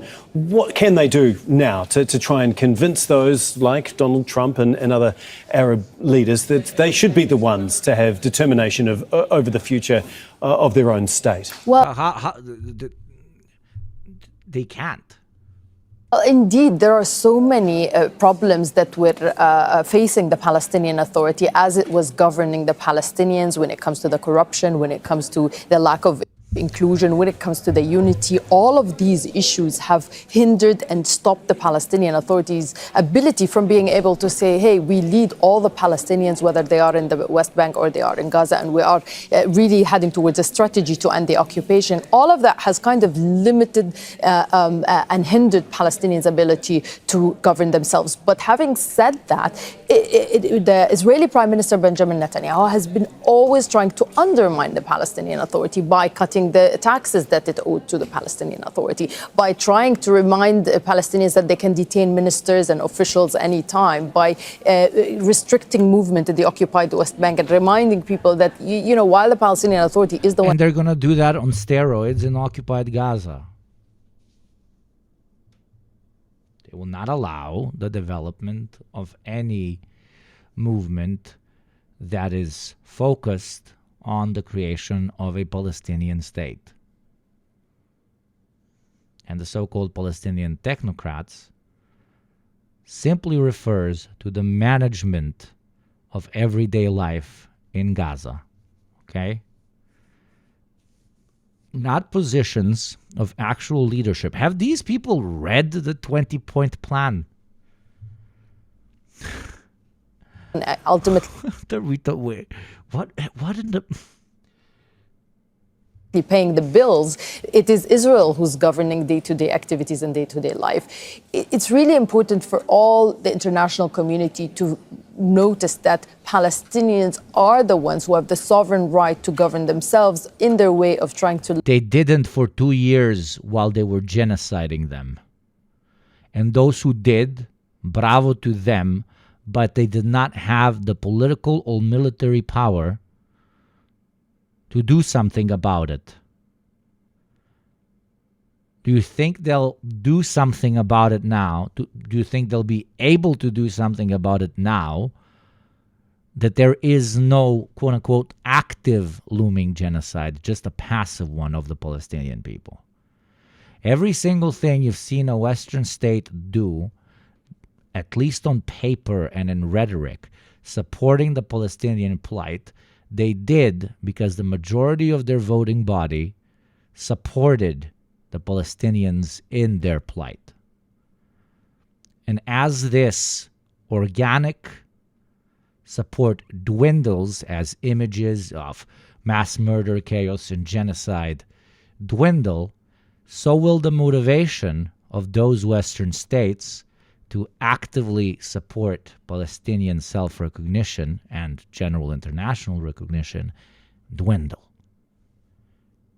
That is how it works. Okay? Liberate themselves from Israel's occupation. Whether the momentum now around President Trump is there, that remains a very big question. But as the Palestinians have been hearing a lot from the mediators like Qatar, like Turkey, like Egypt, that there is an interest from them to... It's important we understand that resistance isn't naive. To think so is infantilizing. Yes, it is. But to think that resistance is... resistance organizations cannot be crushed is also infantilizing. Hand over Gaza to the Palestinian Authority as a way of showing that Palestinians can indeed govern themselves and do not want some sort of an international auspices and international supervision. Whether that's going to be achieved, it remains to be seen, but this is something definitely the Palestinians are going to push for. Okay, thank you so much, Nida, as always, for explaining all of that so concisely, so clearly. We do appreciate it.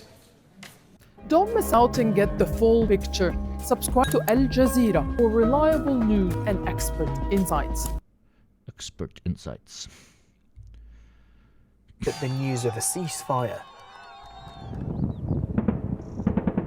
Israeli airstrikes continued. explosions interrupting an otherwise noticeable lull in fighting, but only in comparison to the relentless chaos that has defined Palestinian lives since October 2023. Still, after so much suffering, news of a possible truce is cause for hope. After 2 years of bombings and destructions There is and a mood. loss, finally they will sign the deal and sign the ceasefire. So lots of mixed feelings, and I hope they can maintaining this deal to happen.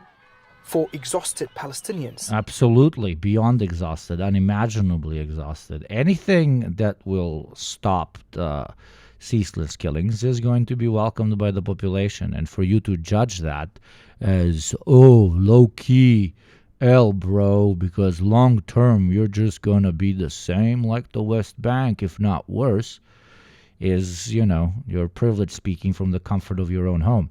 But does that undermine the fact that that's what's going to happen? No, it doesn't. the agreement is the first breakthrough in months, a possible turning point in a war-turned genocide that has shattered Gaza for 2 years. We are happy that the war will hopefully end and that the bloodshed will come to an end. Granted, we have no homes and nothing to return to, but thankfully some normalcy will be somewhat restored. A lasting deal would mean a resumption of humanitarian aid, food, water, fuel, and medicine, and the chance to start rebuilding. I'm happy and unhappy. We have lost a lot of people and loved ones, friends and family. We lost our homes. Despite our happiness, we cannot help but think of what is to come. Where do we restart? The areas we're intending to go back to are uninhabitable. We need more resources than Gaza has. Throughout this conflict, Israel has often chosen war over peace. So even as people celebrate a peace plan that has been in the works for months, is backed by the US President Donald Trump and brokered by powerful regional players, they know it's only a fragile first step. طارق أبو عزوم, الجزيرة, الزوايدة, Palestine. And of course, we're following all the latest developments. Our diplomatic editor is James Bays. He's at the United Nations in New York. We've got Kimberly Halkett outside the White House, our White House correspondent, of course, there. Hamdas Al-Houd is in Amman, but we're going to start things off with Hani Mahmoud, who is live for us in Gaza. Hani, thank you for being with us again. Well, give us a sense of, people digesting what's actually occurring there at the moment.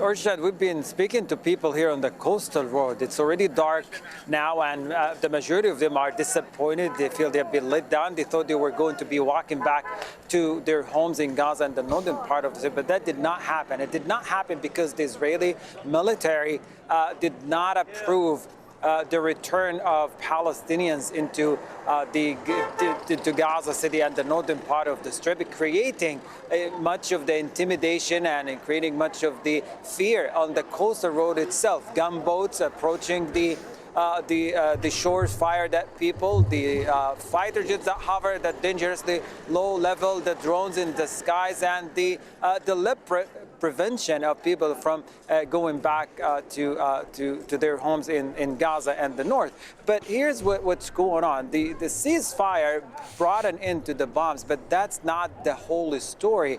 There is a new chapter that is starting, and people are already thinking of what is going to happen next, the challenges that lie ahead of them, the shattered lives, the destruction that is caused, the fact that they're going to spend time searching for the loved ones missing and trapped under the rubbles, but also they feel that it will give them a moment to reprieve and to mourn properly. That is something that have not been given an opportunity to do in a proper way over the past 2 years. The events were unfolding in such a fast pace that people were not given an opportunity to mourn, something as basic as mourning or reprieving in a proper way. That did not happen. Okay, sorry to interrupt you, Hani Mahmoud there. We can get over now to Washington. There we go. They're starting the photo shoots. They're starting the photo shoots. Adolf Hitler will sign that he has achieved peace in Europe. Bravo. Bravo. Yes. Thank you for no longer punching your wife. Incredible. I love when I start something and then I finish it and I tell everyone it's awesome. Good. Columbus Day. We're back. Columbus Day, we're back, Italians. Columbus Day. Oh, yes, Italians, very good. Fuck them natives. Speaking of natives, there's some natives of another land that I tried to exterminate but didn't manage to because of their courage. But so now, because everybody in my country is telling me to stop and that I serve the Jews, I must do something about it, okay? I do not serve the Jews. Look, I will stop the war now. Can you vote for me now, please? Yes. Being here. As you know, last night we reached a momentous breakthrough in the Middle East, something that people said was never going to be done. Yes, a breakthrough in something that we literally caused, but let us applaud the fact that we stopped it. Thank you, Astro J, for the 5 gifts. Everybody, subscribe and gift subs. Let us celebrate and salute to our great President Donald Trump and to the beautiful country of the United States of America for giving us peace in the Middle East. One country that has always worked day in and day out, 24/7, into ensuring that there is no conflict on in that beautiful part of our world. Okay, thank you very much, Jihadi Trump. Thank you very much. We ended the war in Gaza and really, on a much bigger basis, created peace. And I think it's going to be a lasting peace in the Middle East. It is good. We have made it. Peace, hopefully, and everlasting peace. Peace in the Middle East. For everlasting, we will pacify them, and if they don't want to, we will pacify them again. Peace in the Middle East. We secured the release of all of the remaining hostages, and they should be released on Monday or Tuesday. Getting them is a complicated process. I'd rather not They have worked tirelessly to end the wars they started. tell you what they have to do to get them. I'm not going to be like Biden. This war won't end stupid like. I will end it really smart like. We will indirectly keep occupying them. Yes, I'm based. Places you don't want to be, but we are getting the hostages back on. Amazing. They're going to be home now. They're going to be safe. And that'll be a day of joy. I'm going to try and make a trip over. We're going to try and get over there. I'm going to take all the photos. They're going to be amazing photos. They're going to say, Trump, you look amazing. Thank you for the peace, Trump. And we're working on the timing, the exact timing. We're going to go to Egypt, where we'll have a signing, an additional signing. We've already had a signing representing me. But everybody better appreciate me and what I've successfully done and also started. We're going to have an official signing. And the amazing thing is all of the countries over there, from Qatar to Saudi Arabia to UAE to all of them, I mean, the rich ones, the less than rich ones, they've all come together, something which is amazing, actually. They've all come together for this, and they're really probably the best relationships they've ever had. So it's been really something incredible that nobody thought it was possible to get it done. And very importantly, the hostages are coming back. As you know, they consider them hostages. They talk about them as hostages, but there are approximately 28 dead people, mostly young, mostly men, but and boys. I mean, boys. The one woman talked about her baby. Her baby's 25 years old, but you know, to her it's her baby, and we're bringing them home, we're getting everything, and to those parents, the dead young man is just as important, as though this person were alive. It's amazing. I've never seen anything quite like it. I've been very much involved. I've never seen anything quite like it. But it's really peace in the Middle East. Ah! He fucking said it. I knew he was gonna fucking say it. Yeah.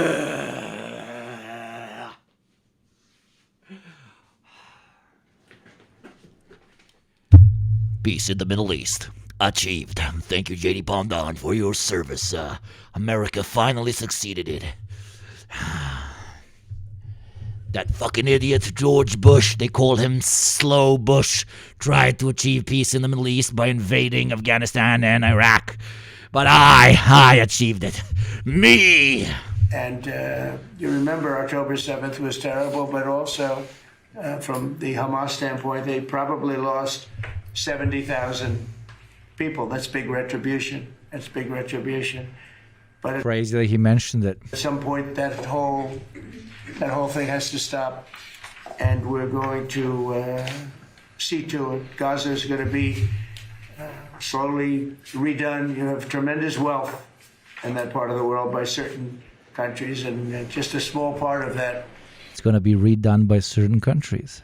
Western capital and adjacent Middle Eastern, Western capital aligned countries. What they make will do wonders for Gaza, and I think you're going to see some tremendous countries stepping up and putting up a lot of money and. Occupation, everything I've been fucking talking to you about for the last 2 hours, completely confirmed by the man in charge. Taking care of things, but there's tremendous spirit, and even the news. I won't call it fake news for this purpose because they really were very fair today, I must say. Yeah, everybody was glazing him. Everybody. I've been watching since this morning. CNN and BBC and CNBC has been glazing the president of a country that has actively participated in the genocide for stopping the genocide. Danke, Adolf Hitler, for opening the concentration camps for a couple of days. Danke, mein Führer. In all cases. But they covered it very well. They covered it very fairly. Everybody loves it. Everybody. People that were never giving us a fair shake, frankly, they're shaking us really fairly now. So they're amazed by it. A lot of people are. But it was just everything came together. I think the attack was very important on Iran because let's say that didn't happen, they'd probably by now have a nuclear weapon. Hamas would have had a nuclear weapon. They would have nuked Tel Aviv. Numerous nuclear weapons. And therefore, even if we signed a deal, there'd be a big dark cloud over it. And it wouldn't be the same thing. Thank you, Clark, for coming in and celebrating with us. Thank you. Every subscription is an applause to a great leader. Iran's different, but Iran wants to work on peace now. They've informed us, and they've acknowledged that they are totally in favor of this deal. They think it's a great thing. So we appreciate that, and we'll work with Iran. That is called capitulation. That is what they're doing. As you know, we have major sanctions. Can I blame them? No, I cannot. You capitulate when you, get fucking wiped. Sanctions on Iran and lots of other things. Would like to see them be able to rebuild their country too. But they can't have a nuclear weapon. So I want to express my tremendous gratitude to the leaders of Qatar, Egypt, and Turkey for helping us reach this incredible day and for being there. They were there with us all the way. And of course, as you know, Saudi Arabia and Jordan and so many. I will tell you, President Erdogan was personally involved in dealing with. Is it fair to call this Oslo 2.0? It's fair to call this the British American territories of Palestine 2.0. That's what it's fair to call it.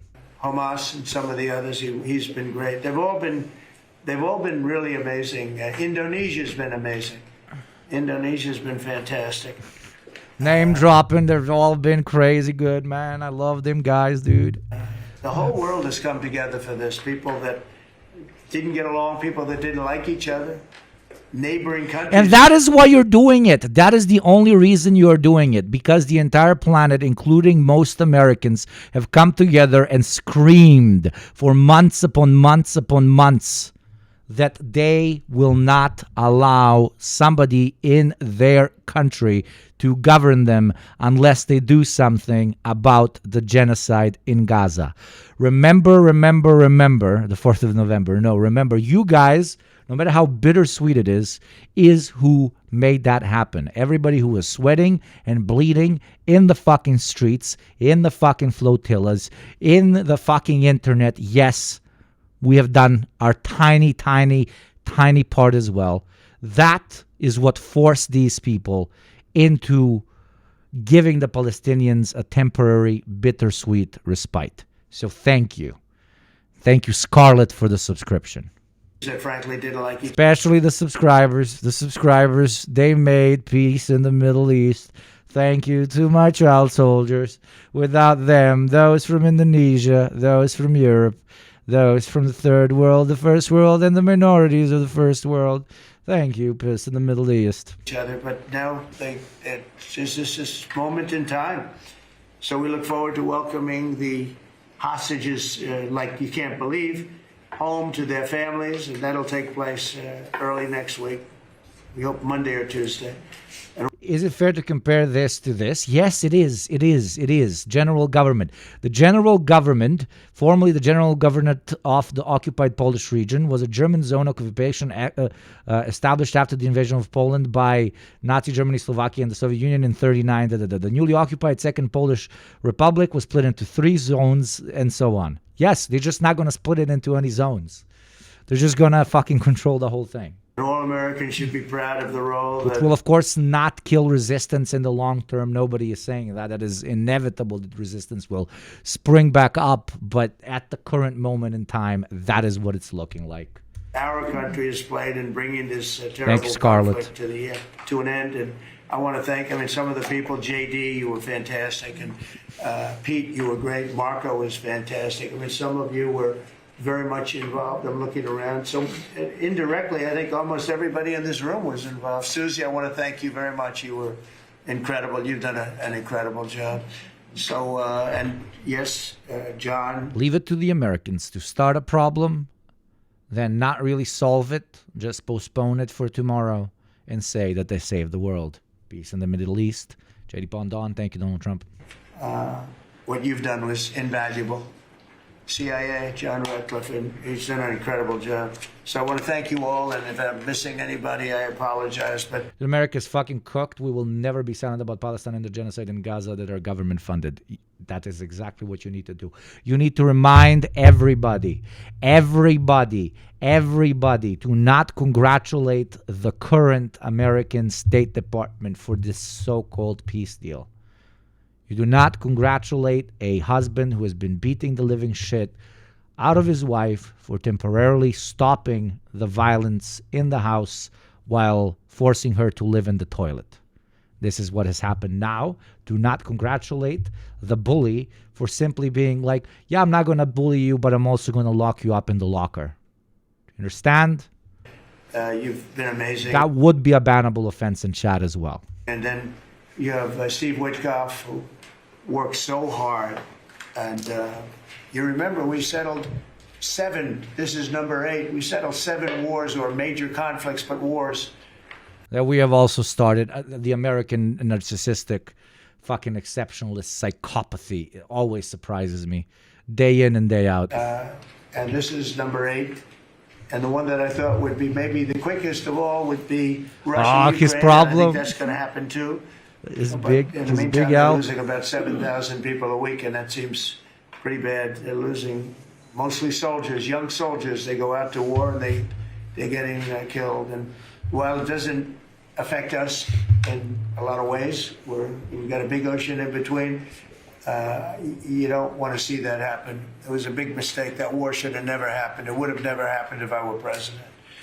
So we're here this morning. He's got to sneak in all those little jabs. For a cabinet meeting as my administration continues to deliver for the American people, despite the radical left lunatics that shut down our government. You have Democrats that they've lost their way. They have no leadership. We don't even know who to deal with over there. At least they know who to deal with. We have no idea who we're dealing with over there. It's like they have no idea what they're doing. Republicans have voted repeatedly to pass a clean, nonpartisan bill to reopen government at the same funding levels. We're not going to do anything only good for health care. We're really, I think, become the party of good health care. Oh my God, we're just saying words now. And they keep using health care as a cudgel. We're going to give Gaza health care. They want to try and get everyone. We're going to build these beautiful places. Some will call them camps. I will call them hospitals. There will be beautiful showers there. We will make the Arabs shower. Thinking about healthcare, we're the ones that are saving healthcare. In fact, one of the things we're doing is we're going to be reducing the cost of medicines by 100%, 200, 300, 500%, and even more than that, because as you know, we're in the process of favored nations right now. We've exercised a clause because we were subsidizing the entire world. The entire world pays a fraction of what the United States has been paying. Dude, he just knows that everybody's going to be watching this. He talked about Gaza for exactly 25 seconds, and now he's doing his bullet points. He's got his little piece of paper in front of him with all the bullet points, and they're like, okay, people are going to be watching this, so just say all the cool shit. You're the best, dude. Yeah, I love it so much. Boss level 100. And we've already, numerous Pfizer and other companies have already signed, and other countries are a bigger problem because they've been getting a subsidized rate. We've been paying for years. This has gone on for 30 years. We've been reducing the rate of drugs for other countries because we've been paying much more than we're supposed to. And they used all sorts of ideas like research and development. I said, what about Germany? What about these other countries? Aren't they paying? No, we have to pay research and development. It was all nonsense, and I couldn't listen to it anymore. So it's a very radical, big, tough shift. Very tough. We got a lot of things going on there. But isn't radical bad? Oh my God. You know, and you probably heard we are the real radicals. We are the real cancel party. We are the real healthcare party. Say this in my we are the real red party. Yeehaw, baby. first term. We stop wars in the Middle East, in the Easts, in the further Easts, in all the Easts. All the Easts, they love us. They love us. I'm very popular in the Easts. There are many Easts. I think it was my third year. We reduced drugs from the beginning of the year to the end of the year. And I was so proud of it. I actually had a news conference to announce it, and it was 1/8 of 1%. And I've done all of this in the first 20% of my term. Can you imagine what I'm going to do next? Think of that, which is barely a reduction. We're the real leftists. Some say that I'm a radical left com. But it's the first. Others call me an anarchitty. Why would you call me that? Do I look like a kitty? I mean, I am very cute. Time. Meow, meow. In 28 years. It's good that we can laugh a little bit, you know, in spite of all of this. That there was a reduction in drug prices for the I say we stopped 7 wars. Some are saying I have stopped 14. I do not know how to count. You must tell me which one it is. year. So from the beginning to the end, it was 1/8 of 1%. And I was so proud of myself. I did something that I was so proud of it. Nobody else could do. But when I started to think about it, I said, doesn't make sense. And then I'm starting to look at numbers where a pill or a treatment or some pharmaceutical product is selling in Europe for 10% of what we pay for in New York City. Whoa. Left com dawn unironically, bro. Holy shit. Republican healthcare. Here we come, guys. We are in any one of our places and cities, states. And then I see people leaving for other countries to go buy their pharmaceuticals, where they make journeys to various other countries, including Europe, where they got the best bargains of all. And I put an end to it. It's over. And now we're, in major, I guess, disputes, but we're winning the disputes by a lot. With the countries, a couple of countries said, we won't do this.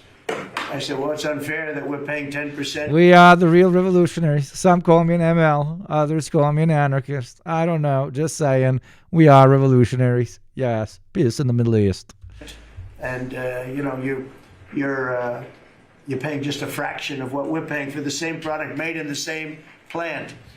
And they said, well, we're not. Reminder chat, pay your taxes. Exclamation point taxes. Only one Westerner has paid taxes today. That is embarrassing. How can we run this channel, the greatest, best channel that loves Trump the bestest, if we do not have our taxpayers? Okay. Reminder, we cannot glaze the dawn more, okay? Without our glazing, peace in the Middle East would never have been achieved. Pay your taxes, especially Westerners. I keep you afloat. You continue to exist. Thanks to JD Pondon. That's okay. You don't have to do it. But I'm going to put a tariff of 9% or 7%. Yeah, there you go. This is me when you don't pay your taxes. This is me when there's no taxes in that day. We only have one tax a day. Only 6 this week. God fucking damn it. You go broke, bro. You gopnik, more like you broke Nick. To do it, but I'm going to put a tariff of 9%. So I'm going to put a tariff of 9% on all of you. 7%. Tariffs on all the non-subscribers. Or whatever the amount of money I'm going to make it a subscriber-only chat. is, and I'm going to put a tariff on your country for the amount of money that you're taking advantage of us for. No, you guys said, yeah, I can do that. I'm going to do There it. you go. A real patriot paying their taxes, third world style. Very nice. I will call you Indonesia. ZZG, you are. ZZ, give me top. ZZ, I will give you top. Very good. That. Be like ZZ. Be like Indonesia. Help us. Pay your taxes. And they would immediately agree.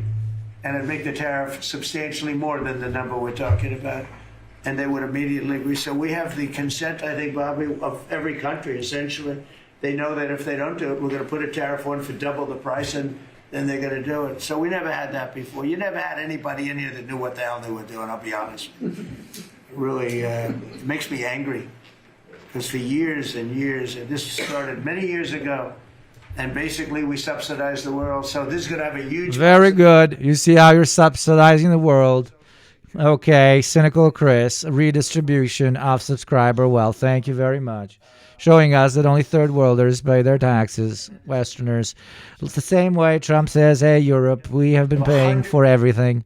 The same way third worlders in chat have been paying for everything for first worlders. First worlders, 0 fucking taxes. Third worlders, maximum taxes, okay? The biggest drug reductions that you've ever seen.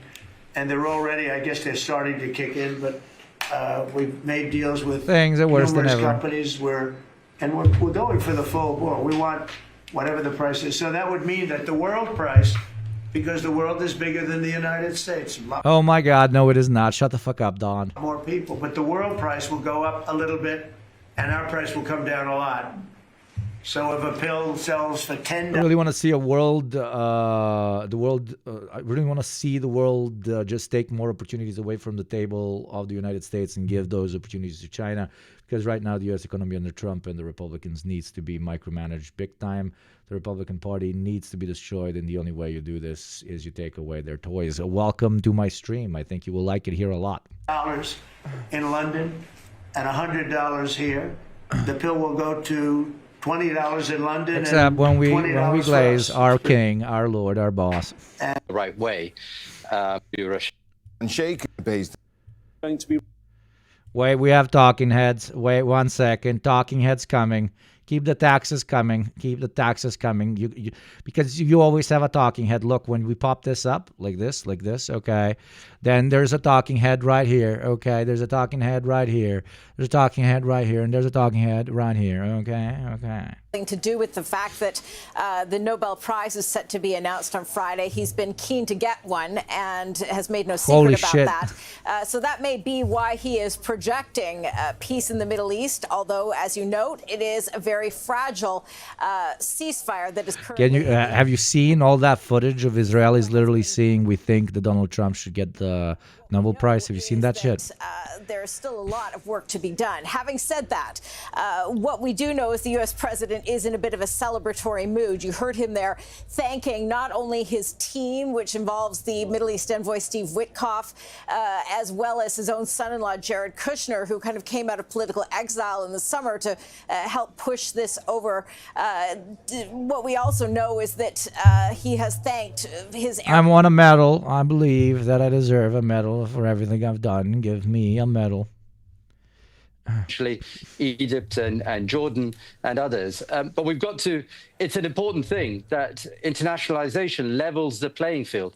I've been in too many so-called peace processes where, in fact, we've had a cozy sort of deal-making between an American... No, fuck you. No, internationalization is not what caused this quote-unquote peace deal to go through.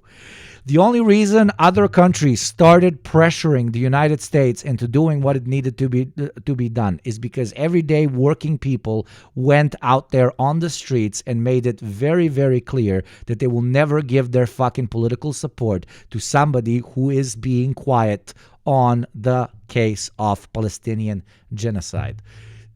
the entirety of the pressure created and directed against empire, which was actively participating in this genocide, was ensured by the people on the streets, on the flotillas, in the different organizations that were doing things, and so on and so on. American administration and the Israelis. Well, don't give them a second of praise to any of these people, any of these political elites and so on, because they would have done absolutely nothing, and to an extent they have done absolutely nothing, if they didn't feel pressured enough, if they didn't feel like there's no other choice but to stop Israel somewhat. Palestinian prisoners specifically. If internationalization done the right way is important, so is Palestinian unity. For too long, we've thought that somehow we can ignore Palestinian agency. We shouldn't consult the Palestinians. They're an afterthought and they'll just have to go along. Well, we're not in that world anymore. If we're going to see real success, Palestinians have to come together and they have to be responsible in coming towards a plan that I agree completely, but will they allow them to is a bigger question. Rebuilds Palestinian agency away, not just from that temporary committee in Gaza, but towards serious Palestinian governance of the West Bank and Gaza. There is a timetable even for that I hear about. Something like Palestinian elections and on the parliamentary and presidential side within a year before the US midterm elections. We've got to keep this momentum going. And let me just say why that's important. People often refer to other processes such as the Northern Ireland peace process. People forget the reason why the Good Friday Agreement actually worked was that there was a multi-party agreement amongst the Northern Irish parties. Well, there needs to be a Palestinian multi-party agreement that would provide the foundation for the kind of peacemaking that would necessary when it comes to the actual negotiations, which of course is the transition from the middle part to the end. Salman, thank you so much for that. Salman Sheikh, the founder of the Sheikh Group, joining us from Paris. I mean, because the Israeli government is... Sure, that would be nice. Oh, Lord. No, okay, okay, you want me to be the cope guy? Oh, yes, absolutely. That is necessary. Yes, 100%. Give Palestinians their destiny back. Yeah, woo! Yes, obviously. The question is whether that is politically fucking possible, motherfucker. Oh, and around a 90-minute delay. It was unexplained, of course, by Israeli officials, but Israeli media says that it was over the issue of Palestinian prisoners, trying to finalize that list before this deal goes into a vote in Netanyahu's government. So after the security cabinet ratifies this deal, it will then go to Netanyahu's larger coalition, to the Israeli government, for a vote. That meeting we are expecting to happen at around 8 p.m. local time, which is in just under 30 minutes.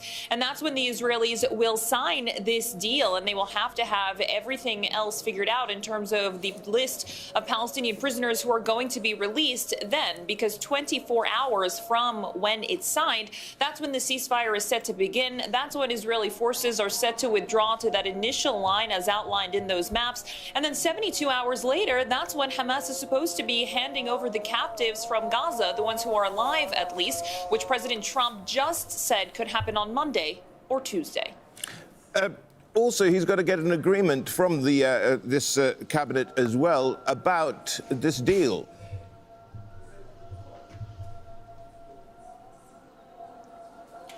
Well, there are some obstacles for Netanyahu. While he has a majority to pass this deal, it's not really confirmed if his government is going to survive this, because you have members of the far-right parties, like the religious Zionism party of the finance minister Bezalel Smotrich, who've said that they're not going to vote for it, that they've actually seen this as a political and military defeat. These are political parties on the far right within the Netanyahu government who've been largely pro-war, who have wanted the war to continue, who said that the only way to bring about the release of the captives was through military means, which of course we know not to be true, because a vast majority of the captives who had been released were done so by either diplomatic means or these ceasefire deals that we've seen in the last 2 years. So that's the position of the far right. But nonetheless, Netanyahu has political safety nets in place from the opposition should the government collapse, so that this ceasefire deal can be seen all the way through. Thank you so much, Hamza Haroud there, joining us from Amman. Now, France is hosting a meeting of foreign ministers from Europe alongside Arab and Islamic countries to discuss how best support Palestinians once this war ends. Qatar's Prime Minister is also attending the meeting. Natasha Butler is live for us from the French capital. What's being said there right now, Natasha?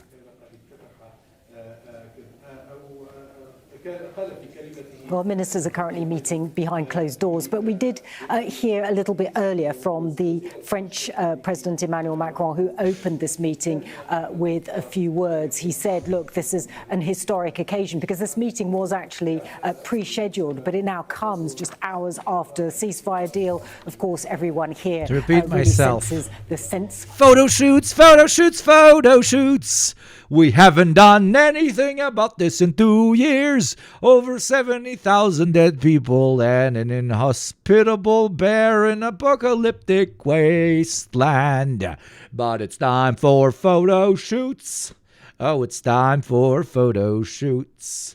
We helped cause this. It took us a while. Now we're kind of low-key, not even solving it, because we're not addressing the underlying issues which have caused this, which is occupation and apartheid.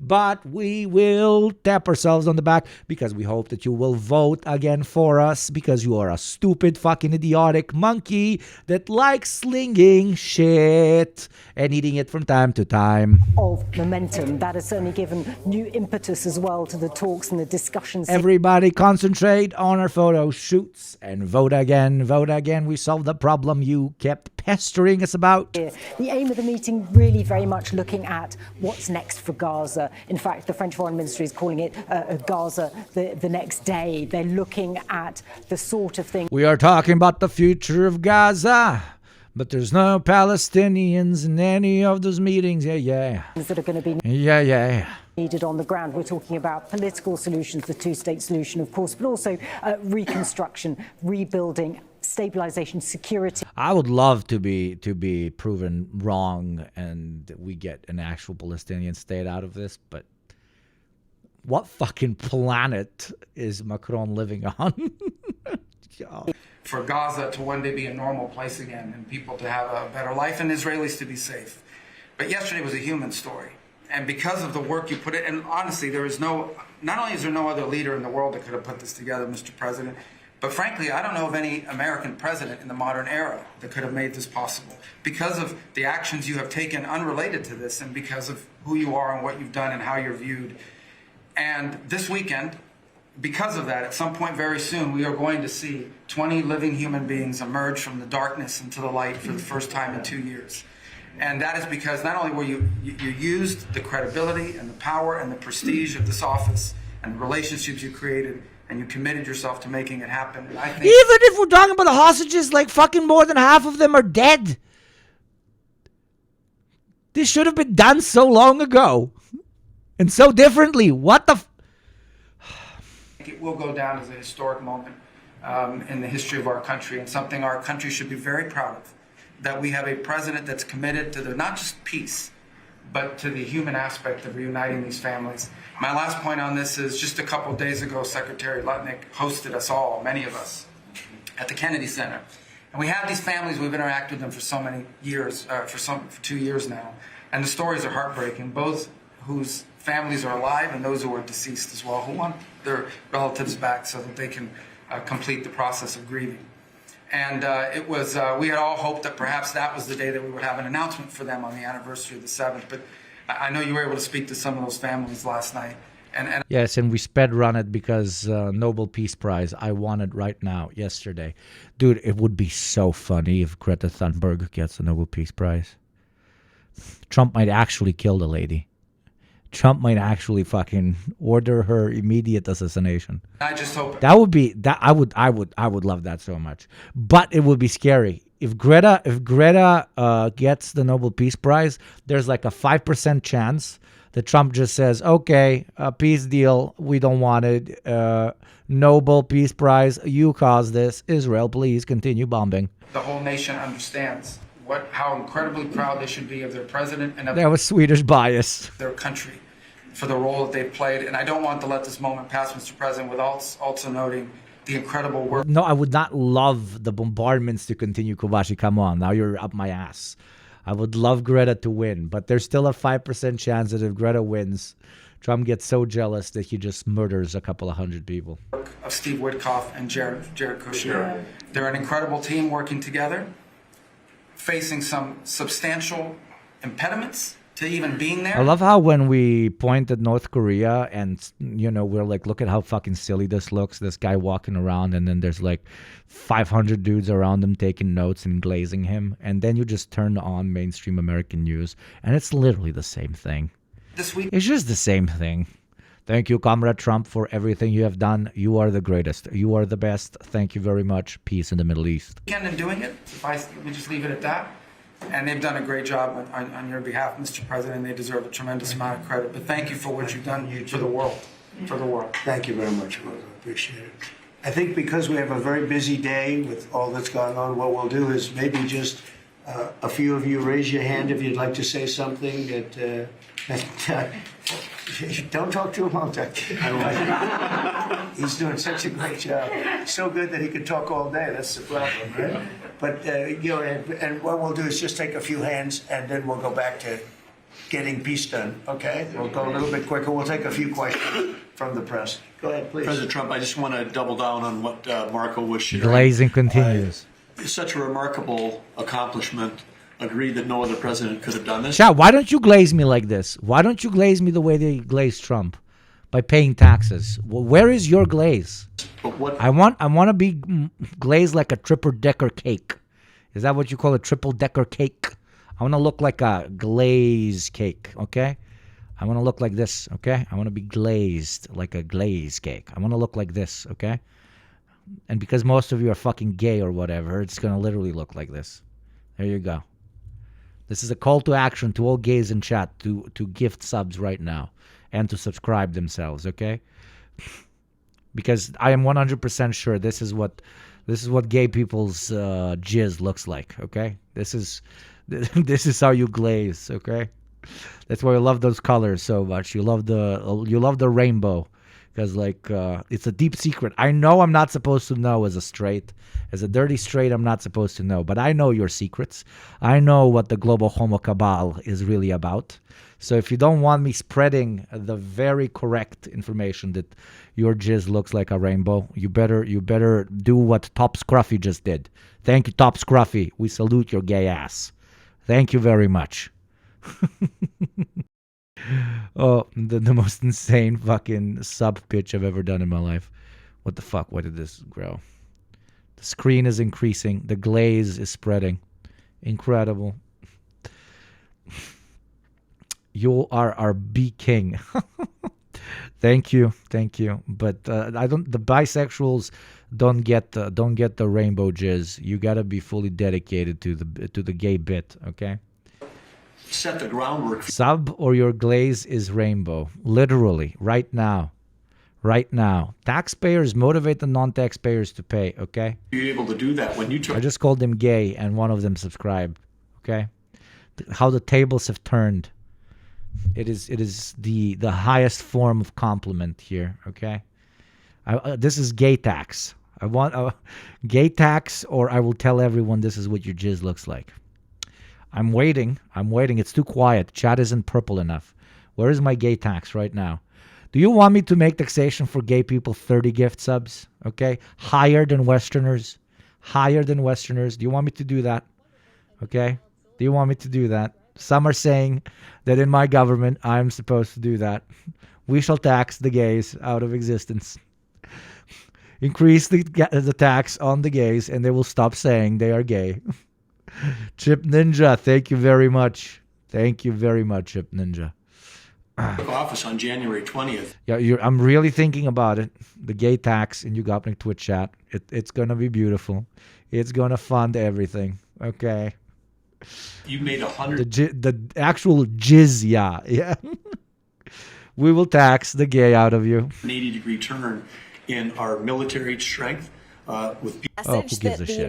States, in terms of trying to get this deal between Israel and Hamas, is willing to leverage its military force, in this case in support of Israel. The fact that the U.S. president issued an ultimatum more than a week ago to Hamas, and that it was what really created the momentum to get the two parties to this point, is what they are acknowledging. In fact, White House aides have been saying that to the media as well. But he did that because he's not politically illiterate. And he understood that the question of Gaza and Palestine in general is at the top of everyone's minds. So if he wants the Republican Party to win the next election, if he wants to continue being Mr. Very Popular Guy, he needs to do something about Palestine. But this is not Trump's victory. This is a bittersweet victory of you because you pressured him into doing this. This is a clear-cut example of being pressured into doing something you don't want to fucking do. Thank you, Kubashi, you gay motherfucker. There you go. Gays paying their goddamn taxes in here. Are we still only doing gay tax because you said bi doesn't count, but I gotta go. Okay, dude, we are still doing it. You just count with your nationality, right? So if you're Western, 20. If you're gay, 30. If you are a Western ethnic minority, 10. And if you're from the developing world, you owe me a 5, okay? But if you're a gay Western minority from the third world, you owe me 10. This is a genuine achievement. It's very smart. I'm the smartest. I know taxation better than anyone. And that it... Taxation equals representation, okay? Okay? Abortion now, there you go. I fucked up. I should have expected the bisexual money. Abortion now was about to give me 30, but they were like, no, I'll give you 5. I owe you 15. Thank you. Okay, a white person that is forwarding their taxation. Thank you, Abortion now. I still appreciate you. Couldn't have been done without sort of the bluster. No worries, Abortion now. Thank you very much. much. The sort of rhetoric and personality of Donald Trump. So that's why you see those politicians sort of acknowledging that, because it is an unusual sight in Washington and around. I love how nobody today gave shit to my corporate clothes. This is back when I wore. It's extremely comfortable. This is literally what I would wear. It is it's just it's a bunch of fucking it's just like hiking equipment that you just wear. It's a real cheat code. Just go. You don't hike, you don't go into nature, that doesn't matter. Just go if you can afford it, of course, and just buy stuff that usually people that hike would need to buy, because it is the most comfortable fucking shit on planet Earth. You don't sweat in it, but you're warm. But you're not too warm. It is very absurd. It is extremely flexible. It is easy to wash. It's impressive. You're going to need a tracksuit. I literally have 10 tracksuits. I love my Patagonia Finance Bro vest. I am not that advanced as you. This is not Patagonia, okay? I am not that ethical as you, okay? The world. This is not diplomacy as most people are used to it being conducted. It is a bit haphazard. Look like a corporate security guy from Cyberpunk. That is a compliment, and I will take it as such. Maybe even more of a corporate approach, but one that Donald Trump and his cabinet seemed to think was effective. But it was also not just... By the way, only third worlders today. Only third worlders. No first worlders paying their fucking taxes. It is very disappointing. I all the time sit here and I'm like, there are good white people out there, but you're not really helping me with my case. Donald Trump, but it was, and you heard him acknowledging there, his Arab partners who were instrumental in making sure that this could be negotiated, not just Egypt, where the talks were taking place most recently, but of course Qatar and Turkey. Kimberly, I mean, he did say, and the others agreed, what a wonderful achievement this was, that he's brought peace to the Middle East. Now, he's only got this phase 1 of a ceasefire over the line here. There's a lot of people raising their eyebrows already. But look at this status quo rhetoric even coming from Al Jazeera. They're hyper-focusing on whether this peace plan is going to be sustainable, this ceasefire plan is going to be sustainable, without questioning the premise that we are supposed to be glazing up the Americans for stopping an act of genocide that they directly supported.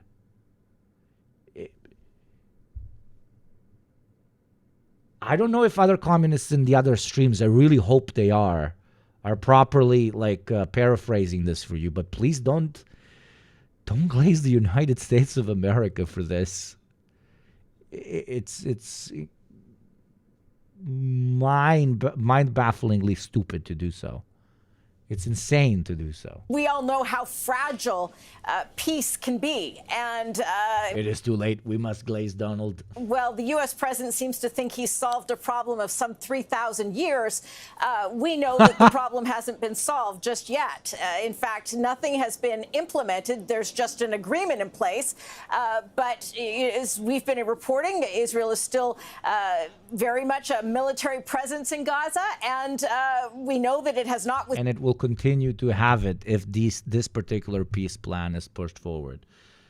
If Hamas is completely dismantled, if there is an international board that governs Gaza, and if so-called security of Israel is put before the life standards of the Palestinian people in Gaza, it will be an occupation.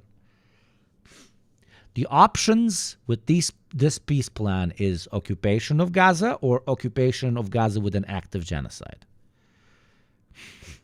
Should we celebrate the fact that there's no act of genocide in the thing? Yes, we should. Should we consider it bittersweet? Yes, we should. But should we say thank you to absolutely none of these demons? Yes, we should. Because there's nothing to thank the oppressor for when giving some respite to his victims. Drawn to the agreed upon line, which is still to be defined. And there's still the whole point of this is to stop you from agitating for Palestine anymore. To stop you from seeing dismembered fucking babies on your screens anymore. To forget about it. To move on to the next best fucking thing that you can talk about your friends during brunch about and complain about. Okay? That's the indirect goal of this. Issue of governance. Thank you, Mikasa Sukasa 888. Thank you very much. Welcome to the community, friend. There's the issue of disarmament for Hamas, and the role of Israel in the West Bank is still a very large question mark that leaves so many people nervous. The fact that none of these details have been completely sort of put in place is something that is obviously an opportunity for it all to fall apart. And so the U.S. president, for his part, is a overly ambitious man. Appeasement is not justice, I agree, but my dear friend, I know that your intention is good. You're a great fucking chatter, but this is not even appeasement. This is not even appeasement, my dear friend. They're saying that they will formally occupy them and not allow them to hold their own destiny in their own hands. So it's not even appeasement. Who often likes to project. And in return, they get all leverage. What he desires, and I think this would be an example of that. Kimberly, thank you. Kimberly Harkett, our White House correspondent there in Washington, D.C. Well, joining us on set is Mohanad Seloom. He's an assistant professor in critical security studies at the Doha Institute of Graduate Studies. Mohanad, he said that he's brought peace to the Middle East and that he hopes it's going to be an everlasting peace. There's a long, long way to go before we get anywhere approaching that. What? Oh my God! They're like, oh Lord! I guess they're making content. That's why they're asking questions like this. Thank you, LMAO-T, for the 2 months. Beautiful comrade. Thank you very much. Indeed, and I think I do find T to be funny as well. The test for President Trump statements and wishful thinking about resolving what's going on between the Palestinians and the Israelis is the second phase. So at this moment, President Trump said that that is only the second phase. What the fuck are you talking about? He is implying that Trump actually wants long-term stability and independence of a resolute Palestinian state that is going to remain independent of Israeli influence. He is doing this because too many people are shouting and his country is too unstable because too many people care about the suffering of Palestinians. Okay, and also because he wants a Nobel Peace Prize and because he really likes saying that he stopped the war. To imply there is a general plan towards maintaining stability in the region is to forget that America is an imperialist empire. What the fuck? What the shitty fuck? It's of a ceasefire agreement. It's not the second phase of a peace process. And by the way, this time around, it's not a ceasefire. Bush did this too with his famous mission accomplished. Yeah, and remember what happened to Iraq in the coming literal decades. It is the end of the war, so it's different to anything that has happened before. So they are floating around the idea that this is the end of war and that Doha Institute. That's why. Because the Qataris have been very instrumental to this particular ceasefire deal. He wants Qatar to be glazed more for their incredible successes at maintaining and ensuring that the Palestinians receive their own independent state. Negotiations. That's why. Okay, it all goes back to material conditions, baby. Between the three sides, not only the two sides. Mohanad, thank you very much indeed. Mohanad Saloom there, just to say that He kept the dude for 2 minutes. Have had countries like Jordan, Egypt, Saudi Arabia, and indeed globally coming to congratulate this agreement. It's phase one of this so-called end of the war on the Gaza Strip. That's it for me, Rishad Salamat. You can, of course, get many more details on our top story by visiting our website, aljazeera.com. I'll be back in a moment or two with more of the day's top stories, including the one that is Palestinian. Literally, no one is acting like Israel did crimes against humanity and is doing a genocide and apartheid. Like, where is the punishment? Yeah, that's my point, my dear friend. There's no conversation about criminal justice courts. There's no conversation about pursuing people for accusations of systemic famine, of genocide, of unnecessary civilian casualties, of illegal occupation, of anything. No. There's the opposite. We're celebrating Israel and America right now in every corner of the world for stopping a fucked up thing that they've been doing. And they're not only stopping the fucked up thing that they're doing, but they're just saying that they're going to legalize a more passive form of occupation.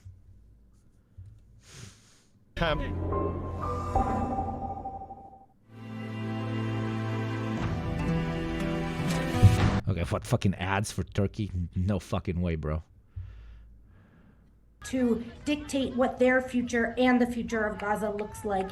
They are there.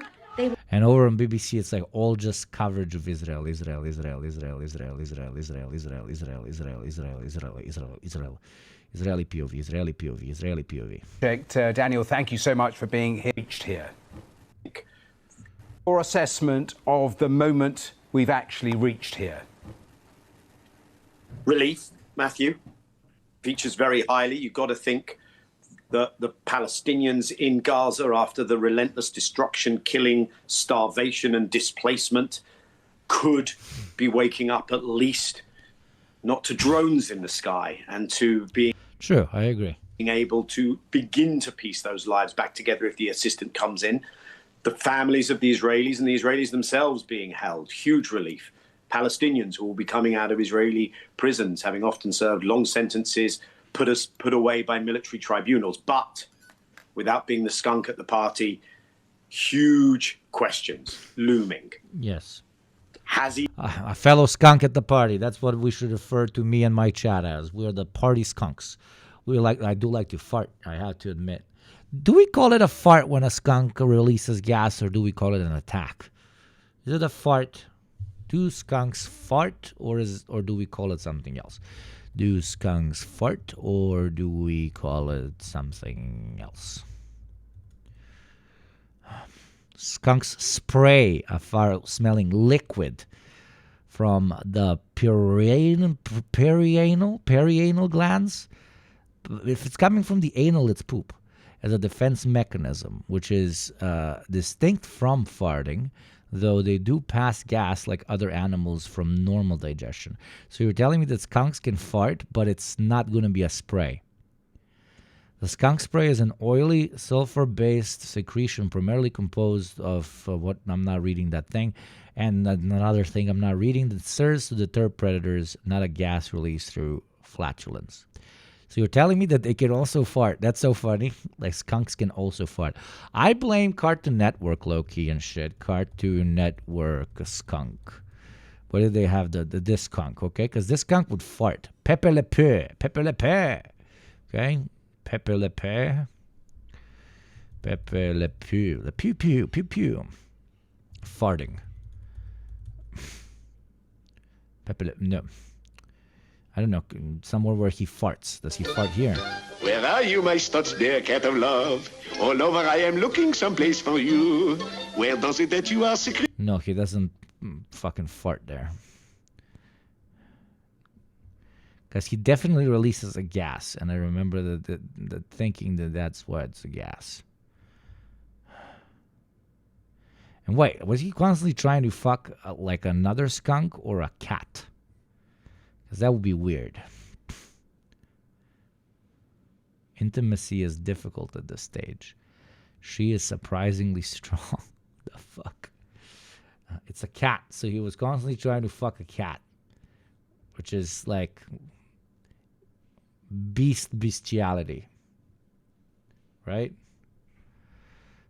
But I've heard that there are instances where animals get confused and they fuck the improper species, which then probably low-key traumatizes them for exactly 10 minutes because I feel like their brains reset every 10 minutes.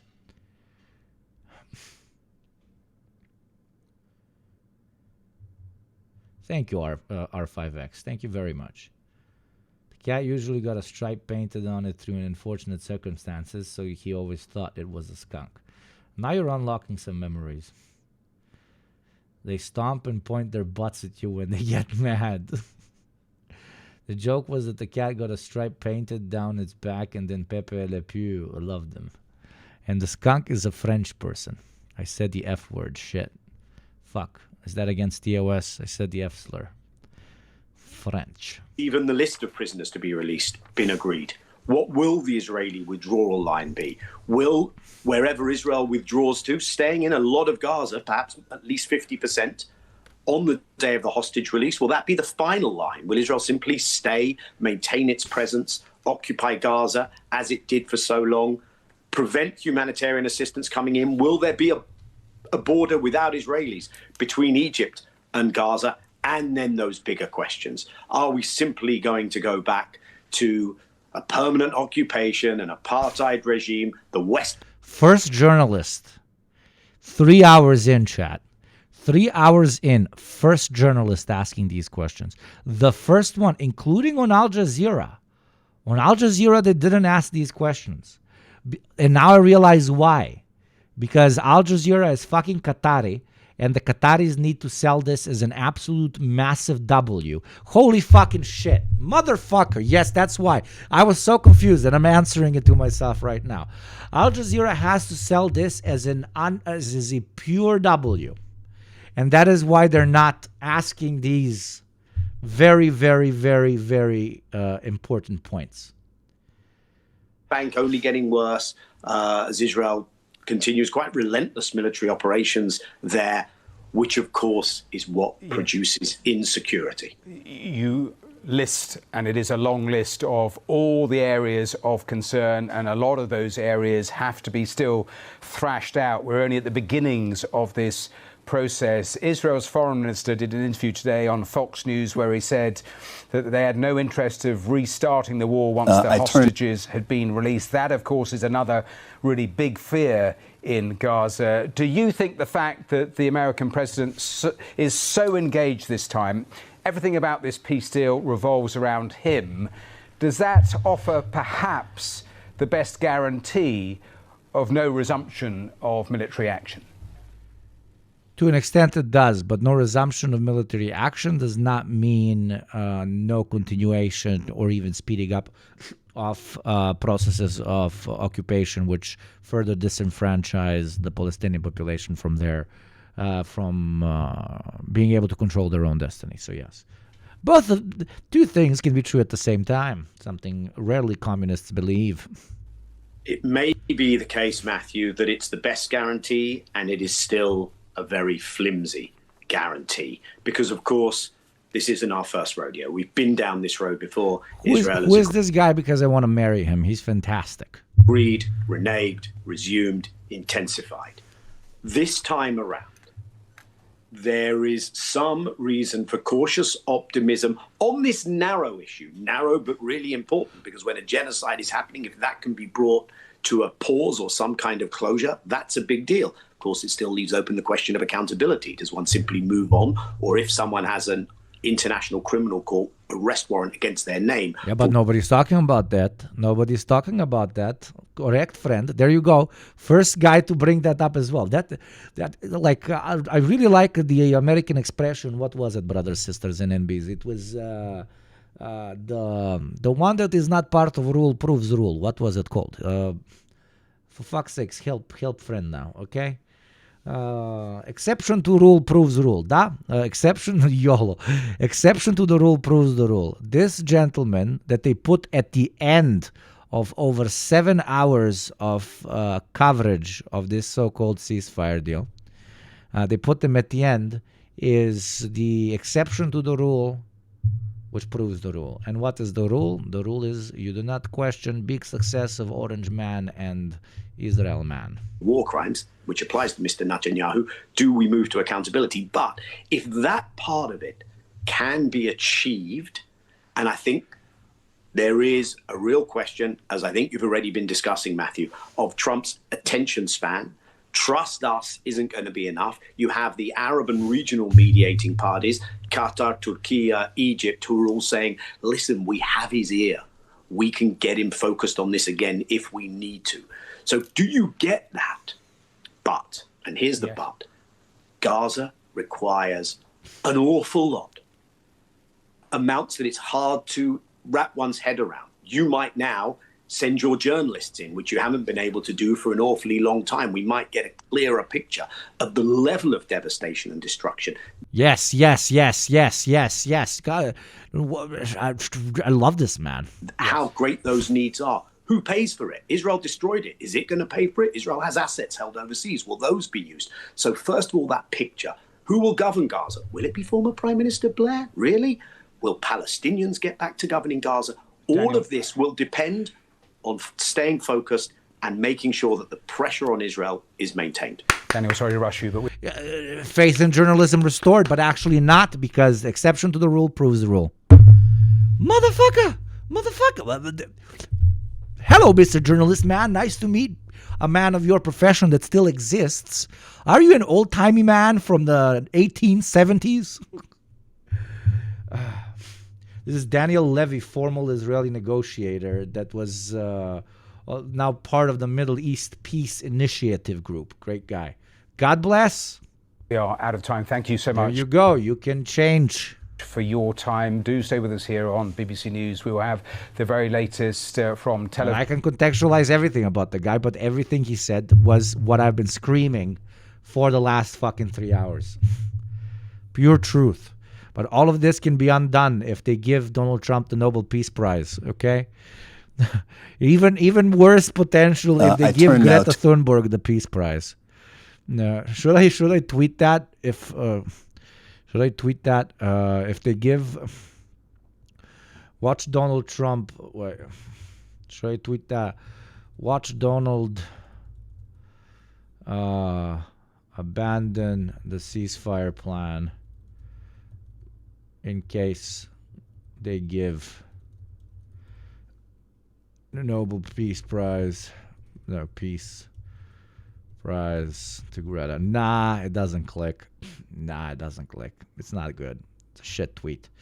To Sultan Barakat, professor of public... Okay, so the question of this video, ladies, gentlemen, and NBs, my dear friends, is Gaza ceasefire at risk if Trump receives Nobel Peace Prize too soon, says expert. Are they quoting me? Because I literally said that an hour and a half ago. I am faster than Al Jazeera, motherfuckers. I am faster than Al Jazeera. Or is this just lobby to give Qatar, the country, a Nobel Peace Prize? Because now we're on Al Jazeera, okay? Policy at Hamad bin Khalifa University. Sultan, you've been following the whole thing for us. Dude, I swear, if Sultan over here says, I think Qatar deserves the fucking Nobel Peace Prize, I'm going to be like, oh, okay, I remember why before the Gaza genocide I didn't watch that much Al Jazeera. I think James laid out that in terms of what's happening on the ground, it's the very, very, very, very, very early stages. Israel hasn't even stopped bombing Gaza. But the thing that's interesting is... Give the Nobel Peace Prize on a stick and ride Trump like a pig. Everywhere you look, you have world leaders that are jumping on this and getting involved and trying to bolt this down so that... Because for the libs in their countries, that's going to get them elected, okay? For the libs that were exceptionally well-intentioned, and I still salute them, that were on the right side of history when it comes to their support of the Palestinian plight, they are still libs, and they cannot wait for an excuse to stop talking about this. They cannot wait for an excuse to go back to brunch. And if there is a politician that will go out there like, I don't know, Macron or Trump and say, I have fixed this for you, they will say, thank you for fixing it. There is peace in the Middle East. I'm going back to brunch, and I'm giving you my vote. That is why they're speeding this up. This goes through. It starts with Donald Trump. But clearly the other countries have sensed this. You've got the Arab countries, you've got the wider Islamic powers, you've got a European Union meeting that we'll get to later in the show. Everybody is piling on to try and make this work. Yes, well, everyone understands that if things were to happen, they can only happen with the blessing of the United States. And it's only... Very true. Yeah, there we go. Unipolar world order. That's how we love it, eh? Only the United States now that can exert the required and on Netanyahu personally to make him adhere to the collective wish to stop this massacre. And of course, everyone feels optimistic because they can see the level to which Trump has invested himself and his reputation personally into this. Now, he cannot withdraw from this easily, particularly if he wants to really get the credit of being the global peacemaker and to go, full-heartedly towards the Nobel Peace Prizes, etc. He has to make this succeed, and I think this is really the only... Are they going to make him Times Person of the Year? They're definitely make, but he's on the front fucking page, isn't he? Leverage, if you like, that everyone is holding desperately to. Because we all know that Israel cannot be trusted. Netanyahu in particular cannot be trusted. They're playing behind... And America that has literally funded this entire operation can be trusted. Oh my fucking God. Though he's indirectly saying that Trump's ego can be trusted. If he's invested too much into this, he's not going to let the Israelis just restart direct genocide. La la la la la la! Чусе убьем! La la la la la la! La la la la la la. Oh my God, where's the fucking guy? No, what was the name of the cuting guy? La la la la. We got our second Westerner paying their motherfucking taxes up in this house. And their name is Maiden. Thank you, my dear friend. Thank you, thank you, thank you. La la la la la la la la la. Being a state and democracy all the time. Like now, for example, the announcement was made a few hours ago.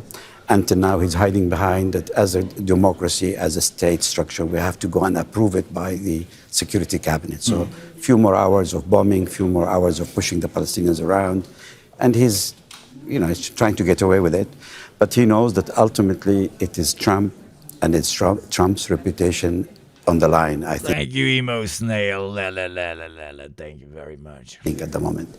And I pray that the Nobel Peace Prize will be watching this, the committee, and they will delay the award as much as possible to ensure that's that interesting. the ceasefire Yes. So you're reminding us that this is the week of Nobel Prizes being awarded. Yes. The Peace Prize is tomorrow in less than 24 hours. And the families of the captives have actually asked the Nobel Committee to award the Peace Prize to Donald Trump. We know he wants it. Does any part of you think... They need to give him high commendation. Fantastic man, wonderful person. Maybe next year, I think, to allow the possibility for this to be an extended ceasefire for it. Well, that's fucking brilliant. That's actually 7 billion IQ move. That caught me off guard.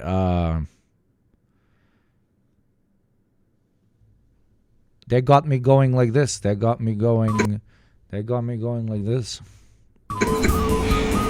Gleda što lepo ovaj život, vidiš ovi dobra domaća, prepečeni za 50 gradi, jak sam ko zemlja, ljudi. Što je lepo ovaj život, još kad bi našao neku strijanku za seks za nas, da ne plaćam kurve, neku za seksnu strijanku da nađem.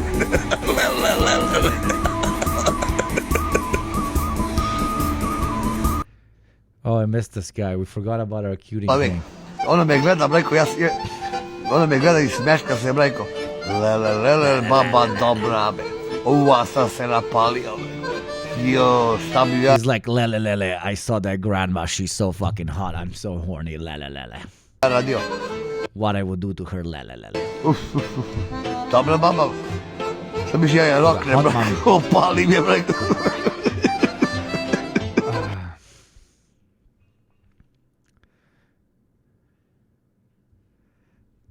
He apparently bit a police officer for on the arm and paid 1.7K. Oh Lord. That's the thing.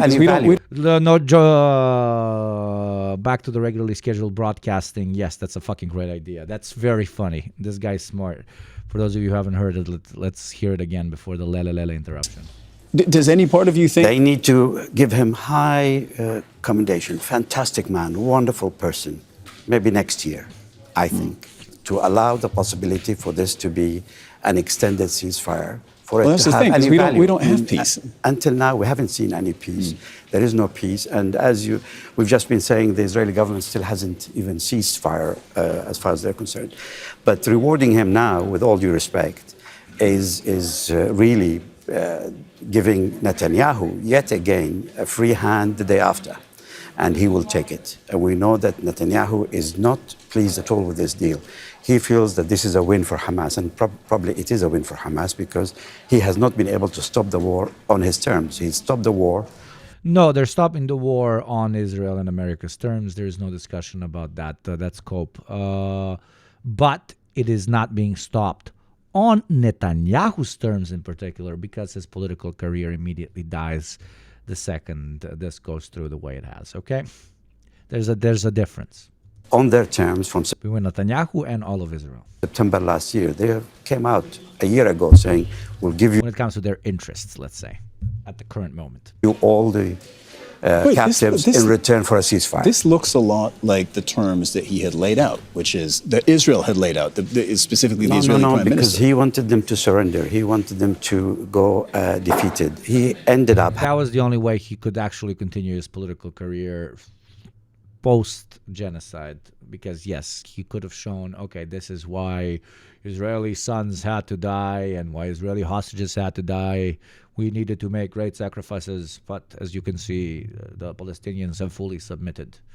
That's the only way he could have saved his political career, but he didn't get that, so it's over now to an extent. Having to sit with them face to face. Yesterday, the Israeli team and the Palestinians sat in the same room with Hamas and talked. That is not finishing off Hamas. That is negotiating with your enemy. This is a totally different way of ending a war. But regardless, I think... That's cope, but okay. The most important point now is the wonderful and great ego of Mr. Trump. We need to massage it and extend it as far as possible to allow this to become a real stepping stone towards some kind of peaceful solution in the area. Sorry, I'm looking at the live shot that we have. I'm listening to what you're saying, but also looking at this. Okay, we've been talking... That is so fucked up. What, for 10 hours now, if not more, of this ceasefire agreement? This is the reality on the ground as we speak, which is that, as you also just told us, Sultan, Israel is still bombarding the Gaza Strip. The Israeli military officially says that they've pulled back to defensive lines. This is what pulling back to defensive line looks like. We just lost the feed, but they are still bombarding Gaza. And by the way, the famine, of course, is still going on in the Gaza Strip as we speak, because no humanitarian aid currently is going in. So that will only happen once the deal starts to be implemented, and we're possibly days away from that. Noor O'Day, our correspondent in Amman, was telling us that would start to happen on Monday. They're getting de facto occupation of Gaza. They're getting de facto isolation of Gaza. They're getting de facto pacification of the Palestinian population in Gaza. And they still want more. That is why you cannot negotiate with a fucking fascist. Potentially, according to the timeline. You were saying everyone needs to massage Donald Trump's ego. They're doing that. As you spoke, I was just thinking all the statements that we have got, whether it's from the UN, whether it's from here as well, we are thanking Mr. President. Regional No, I'm kidding. No, we're not doing that. Countries, whether it's from the mediators, whether it's from the wider Islamic world, everybody is doing glazing. Say it. They're glazing him. The whole thank you, Donald Trump. Glug glug 3,000 blah. Yes, which is good. We're supporting all this. It's fantastic. But I think the Nobel Peace Prize should be held back until a proper peace. Right, hold off until there's actual peace. Hold off, delayed. They must come up with some indigenous, intelligent way of presenting it. Though, but they can't give it to Greta now because that would make him lose his absolute shit. That would make him lose his absolute shit. But giving it to him, I would love to see Greta get it. I would actually start believing in the Nobel Peace Prize again. But he would lose his mind immediately. Now, or announcing it, I think will really give Netanyahu a free hand in the days to come. All right. Well, so watch this space, because that announcement will be made less than 24 hours from now. So we'll be covering that tomorrow, of course. Sultan Barakat, thank you very much for joining us in the studio. Thank you.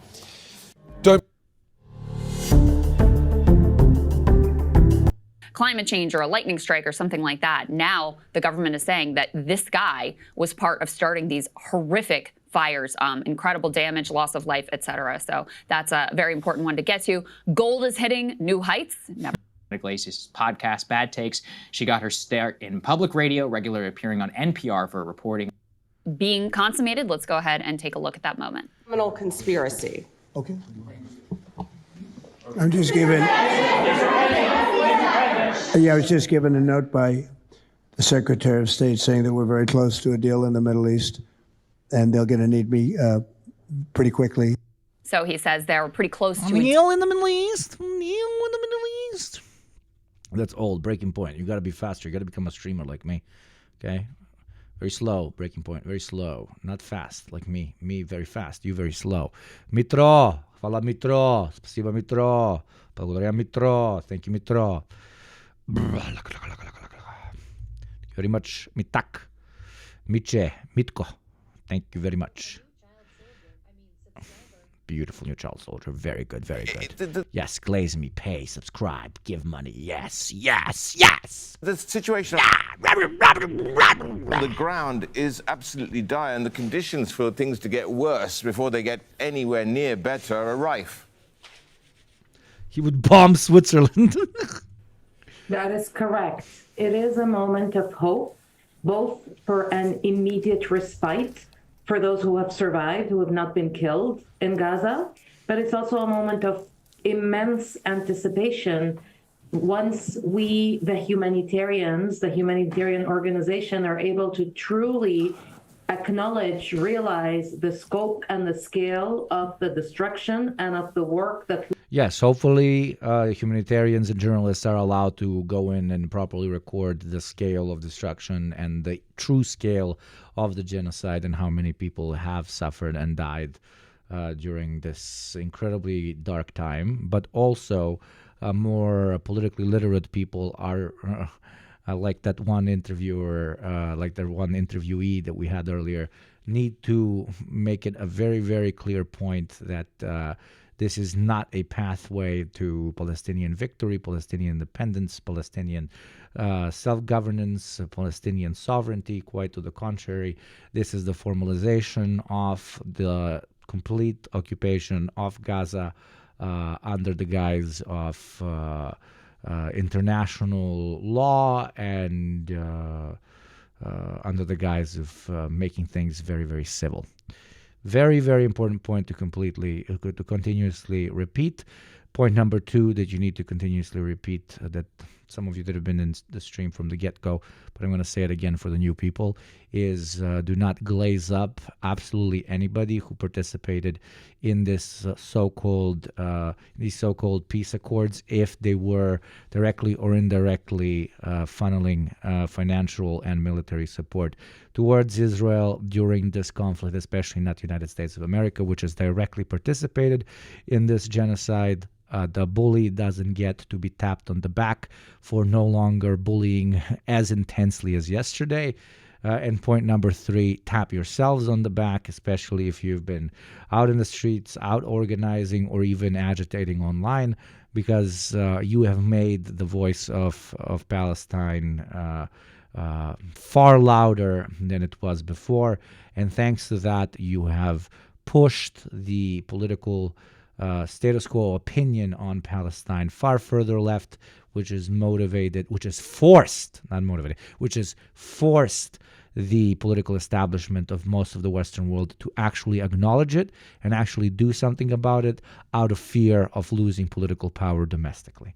Those are the 3 points. Remember the 3 points. Repeat those 3 points to all of your fucking friends. That is how you're supposed to be dealing with this particular situation right now from a purely dialectic and to an extent even realpolitik standpoint. Do you understand me?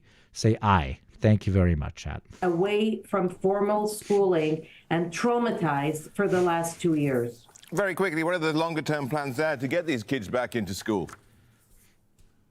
Quickly repair the schools. UNRWA has over 180 schools in Gaza that have been turned into shelters. These need to be repaired, and the kids need to slowly come back to school and be given not only learning and education, but psychosocial support to deal with their trauma. You guys are so edgy. This it's fucking what hilarious. UNRWA can do. UNRWA is uniquely placed to run a full-fledged education system in the same way it did before the war. Please clip what I previously said and feature it as a clip. Thank you. I love you. In Gaza. Whoever can do it from the mods to feature it, somebody else please clip it. I want it on the fucking page. Thank you. Many Tamara, kisses. thank you so much. Tamara Al-Rifai, Director of External Relations and a spokesperson for UNRWA. Well, earlier my colleague Cyril Vanier spoke to Mitchell Barak. Mitchell's a former foreign ministry aide to the Israeli Prime Minister Benjamin Netanyahu and a former speechwriter for Prime Minister Ariel Sharon. Let's have a listen to what he had to say. I don't know whether there's famine or not. I do know that all those people that were handing out candies on October 7th and baklava on the streets of Gaza, many of them don't have food. I certainly You're avoiding the concur to question. that. I asked you if you are denying if there's famine. Or not. Whether it's a famine or not, I can't determine that. There are people that say that there might be. There are some that don't. Here's the good thing. You don't have to make that determination, Mitchell. Here's the good thing. You don't have to make that determination any more than I do, because there are professionals who do that, and they are backed by the UN. This is a 21-body group, the IPC, 21 bodies, 8 UN agencies and NGOs. They make that determination. It's apolitical, and they have said unequivocally that there is famine, and they've also said, guess what, that the famine was created by Israel.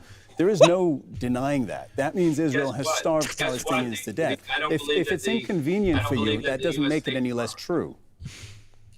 I don't believe that the U.S. State Department holds by that, but that's fine. There's people that need to get food. Truth is your State Department. Is scarce, there's no question, and they're living in very horrible conditions the last 2 years. Unfortunately, they're in a war now, which the Gazan people didn't necessarily choose, but their leadership, their elected leadership, did choose.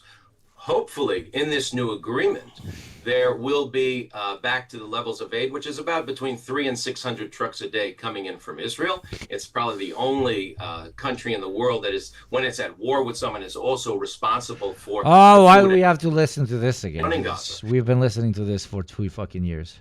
It does look like they're going to have to give up their arms. At the same time, most of I Gaza mean, you've already decapitated a lot of arms from their bodies already. is not what it used to be. Most of Gaza is destroyed. It's going to take years, if because not Israel has decades, to flattened it. rebuild. All right, Mitchell, let me get in there with another question. Well, By the I way, mean, hold on, Cyril, they built 250 kilometers of tunnels. 1 million people could fit in 250 kilometers of tunnels. That's enough to go from Washington, D.C. to New York. You could put a civilian population in there and protect them from the so-called bombs and the destruction. The Hamas Islamic resistance movement chose not to do that. But they had the capability and the tunnels, pictures, October 7th. Children, bodies, hospital bunker, very much die, anti-Semitism. Thank you. We heard everything that guy had to say. Famine, and you said that the U.S. State Department was not on board with that. The U.S. President, Donald Trump, has said, quote, this was in July, that's real starvation, full stop, I see it, full stop, you can't fake that. So actually the U.S. does recognize that Israel is starving Palestinians. That's one. Now, you seem to be denying the extent of the destruction in Gaza. 90% of homes have been destroyed. 90% of schools have been destroyed or damaged. That's correct. 10% of the population has been killed or injured. I don't know what there is to deny. The wider point is, I don't deny the destruction. There's nothing left in Gaza. There's nothing left in Gaza, and this plays into the hands of the Islamic resistance Hamas that saw the destruction in Gaza as furthering their political aims of getting college students on American campuses and people and American citizens to chant. Oh, God, this is just fucking masturbation. Whatever the fuck.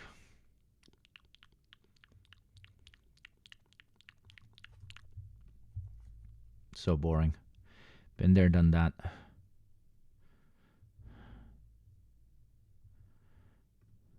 We can get over now to Washington, and Donald Trump was convening a cabinet. No leadership. We don't even know who to deal with. And they would immediately agree. So we have the consent, I think, Bobby, of every country, essentially. They know that if they don't do it, we're going to put a tariff on for double the price, and then they're going to do it. So we never had that. We already watched this. We're the fastest stream. We watch everything before any other stream. We're the fastest one to watch the stuff as it happens very fast. They call us the stream that... I almost did a TOS joke. I almost fucking shot myself in the ass. Very good, very nice. Very good, very nice.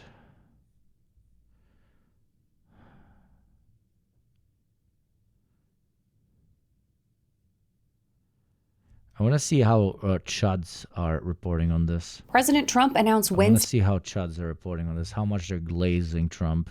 President Trump announced Wednesday. Let's go to the New York Post, known for their incredible journalism. That Israel and Hamas have signed off. What is this? The note passed to Trump from his Secretary of State just now in the White House, caught on camera, shot mirrored so it's clear what was written. We need you to approve a Truth Social post soon so you can announce deal first. My posting president. Somebody find me a clip of calling him my posting president first. My posting president. We had a war ended through a post in the, 12 or 14-day war with Iran, okay? Before any political leader could say it, we had Donald Trump posting about it. Content creators are the future. We are the president of the world's most powerful country. We are everything. And if I am a president, or a president can be me, then I deserve your taxes and you should pay your taxes. That was a sneaky shit, bro. That was sneaky. But yes, he's unironically like maxing. This is why the Democrats keep losing. He understands that everything is internet, and internet is computer, and everything is computer. We need you to approve a post so you can be the one announcing it first. Oh my God, that is a piece of art right there. That is a piece of art right there. That is art right there. That is... You cannot write a bit like this. You cannot write a bit this good. The president like maxing. a ceasefire deal before anybody else gets to post about it on his own platform of all things. Isn't a part of like the whole grind on social media, the attention economy is supposed to be that you're doing it on a website that is not yours? So it's kind of like a free market thing, free market of ideas, some would call it. And that's what gives you the adrenaline push. Hamas was faster than him this time when announcing the ceasefire.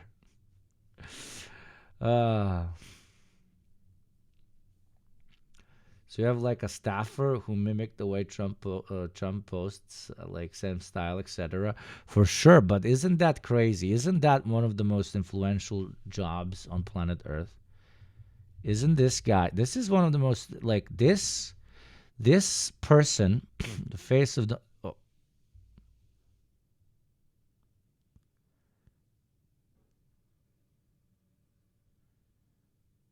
Don't fucking say it. Shut the fuck up, all of you. Don't. He has hired the most Reddit-looking person of all time to be the face of his savvy social media strategy, because he can post exactly like him. Oh my God, this is literally.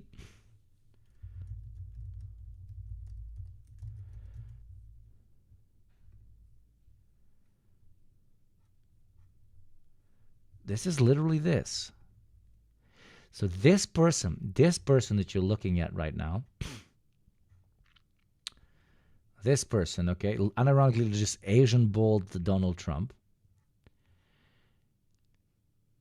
has access to world-changing information before anyone else. Because if something happens, Trump has to post about it before anyone else. So this man has access to the most top secret information on planet Earth. If I was a foreign government trying to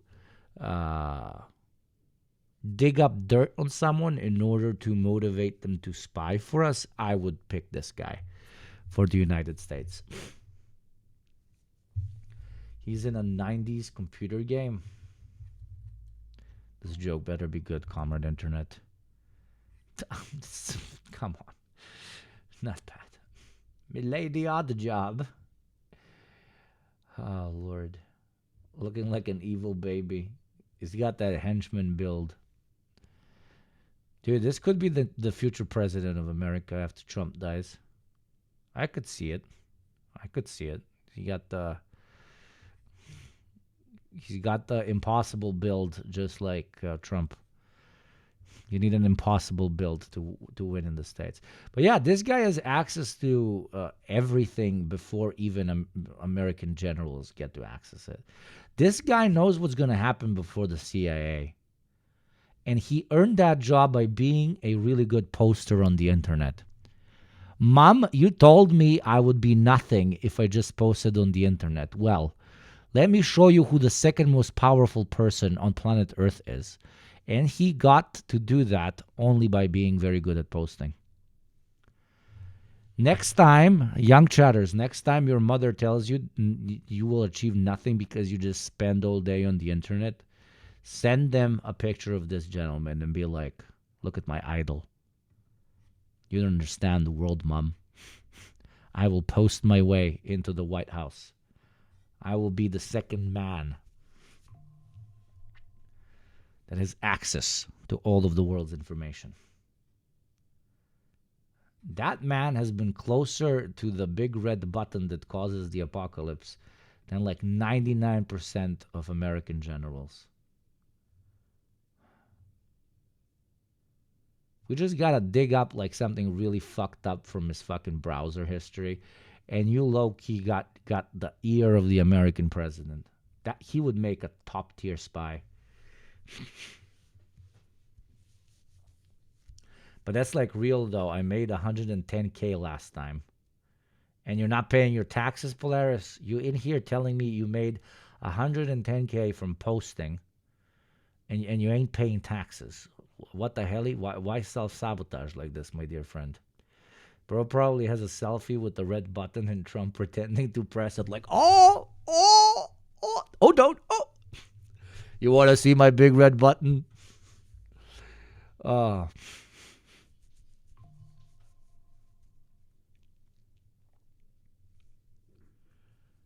We left the news and decided to dedicate our lives to roasting him. And this guy knows the internet. He's going to get our asses. Off on a peace plan almost 2 years to the day. Anyways, New York Post, one of the world's greatest journalism pages things. After the October 7th attacks, the two sides agreed to the first phase, including a ceasefire in Gaza and the release of all remaining hostages. In addition to that incredible news, the president's post also said, quote, Israel will withdraw their troops to an agreed upon line as the first steps toward a strong, durable, and everlasting peace. A U.S. official told Axios that the hostages will be released 72 hours after the Israeli cabinet approves the plan. Did anybody make a clip of the 3 points that I was talking about? A clip of the 3 points, please. Prime Minister Benjamin Netanyahu reportedly said the deal was a, quote, great day for Israel, adding his cabinet would meet today to approve it. Hamas also released a statement thanking President Trump and called on all parties to hold Israel to their end of the bargain. Now, it's believed that 20 of the remaining 48 hostages taken that day are still alive. The president hinted that a deal was imminent earlier on Wednesday after he abruptly left a roundtable on Antifa. Yeah, I was just given a note by the Secretary of State saying that we're very close to a deal in the Middle East, and they're going to need me pretty quickly. Antifa is just as sophisticated as MS-13. That's part of Homeland Security Secretary Kristi Noem's contribution to a roundtable discussion on left-wing violence held by President Trump on Wednesday. The epidemic of left-wing violence and Antifa-inspired terror has been escalating for nearly a decade. At universities, Antifa has organized riotous mobs to attack campus speakers. I see it all the time. And these are agitators, anarchists, and they're paid. Noem took part in the roundtable, having just returned from seeing unrest in Portland, Oregon firsthand, observing anti-ICE protesters, including one in a chicken costume. This network of Antifa is just as sophisticated as MS-13, as TDA, as ISIS, as Hezbollah, as Hamas, as all of them. They are just as dangerous. The president repeatedly promised to track down those who fund violent left-wing groups and even suggested, in concert with Secretary of State Marco Rubio and White House aide Stephen Miller, that the administration might put Antifa on its list of foreign terrorist organizations. Such a designation would increase the ability of the government to freeze assets and would make it a crime to provide support. Here's my fucking Antifa. This is the king of Antifa. He visits anti-Antifa mothers every night. To such groups. Whoa, anonymous gifter. Thank you for the 5 gifties, beautiful taxpayer. Thank you very, very much. Thank you very, very much. A 29-year-old Uber driver obsessed with dystopian imagery and French rap has been charged with maliciously starting that fatal blaze that decimated parts of Los Angeles, according to authorities. It was the most destructive What the fuck? fire in LA history. 12 people lost their lives and 6,000 homes were destroyed. All told, about $150 billion in damages. Jonathan Rinderknecht ignited the initial sparks just after midnight on New Year's Day after dropping off some Uber passengers. Those passengers recalled he appeared, quote, agitated and angry. Now, he allegedly sparked the blaze on a hiking path, watched it burn for about a minute, and then ran away. He then reported it to 911 and was apparently filming all of this on his phone. While on the phone with dispatchers, authorities say he typed a damning question into ChatGPT, quote, are you at fault if a fire is lit because of your cigarettes? And the screen record caught it. Now, initially, Rinderknecht drove away, but then turned around to follow fire trucks responding to the scene and watched and recorded several videos of crews fighting the blaze. And months before the wildfires tore through Southern California, the suspect also asked ChatGPT to create art. Okay, do I deserve some vodka? 10 gift subs, yes. Anything below, no, in the next 5 minutes. Do I deserve some vodka? Work that, in light of what he stands accused of, is really troubling. A depiction of a burning forest next to a bustling city. And he specifically asked for a crowd running away. Thank you, Chillo, for 9 subs, vodka. Thank you very much for the 21 months, you beautiful motherfuckers. Thank you. That's so fucking nice of you. From the flames to be included in those images. So what the fuck does him listening to French music really like have to do with him doing this? Fire trucks responding to the scene and watched and recorded several videos of crews. I mean, finally we got some more Western taxpayers in here, only because you want to see me consume that beautiful, beautiful ethanol ciabatta. Thank you very much.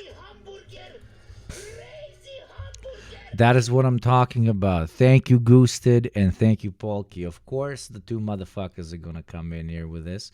Thank you, Sofa Cushion, and drink the vodka.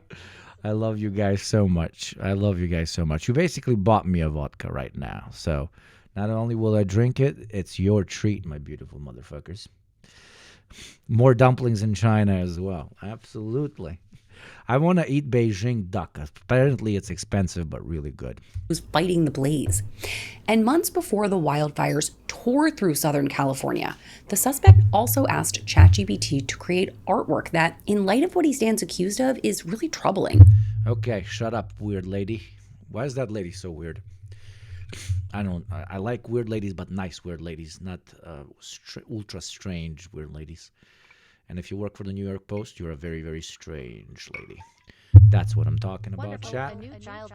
Today is a good day, a bittersweet good day, but potentially a start of the end of something none of us want to continue. So to that extent, may you all be healthy, and may you catch no STDs in the next year. Thank you to all the subs. Thank you to Polky. Now, most will go and listen to the same thing I said over with the beautiful Turkish man soon. So we're going to move to a video by horses, okay? Somebody please make a clip of the 3 points I said you need to be repeating at everyone when it comes to the ceasefire. I'll repeat the 3 points. Number 1, zero glazing of Western governments for initiating this ceasefire because they were the ones most avidly supported of it, and in the case of America, participated in it. Okay?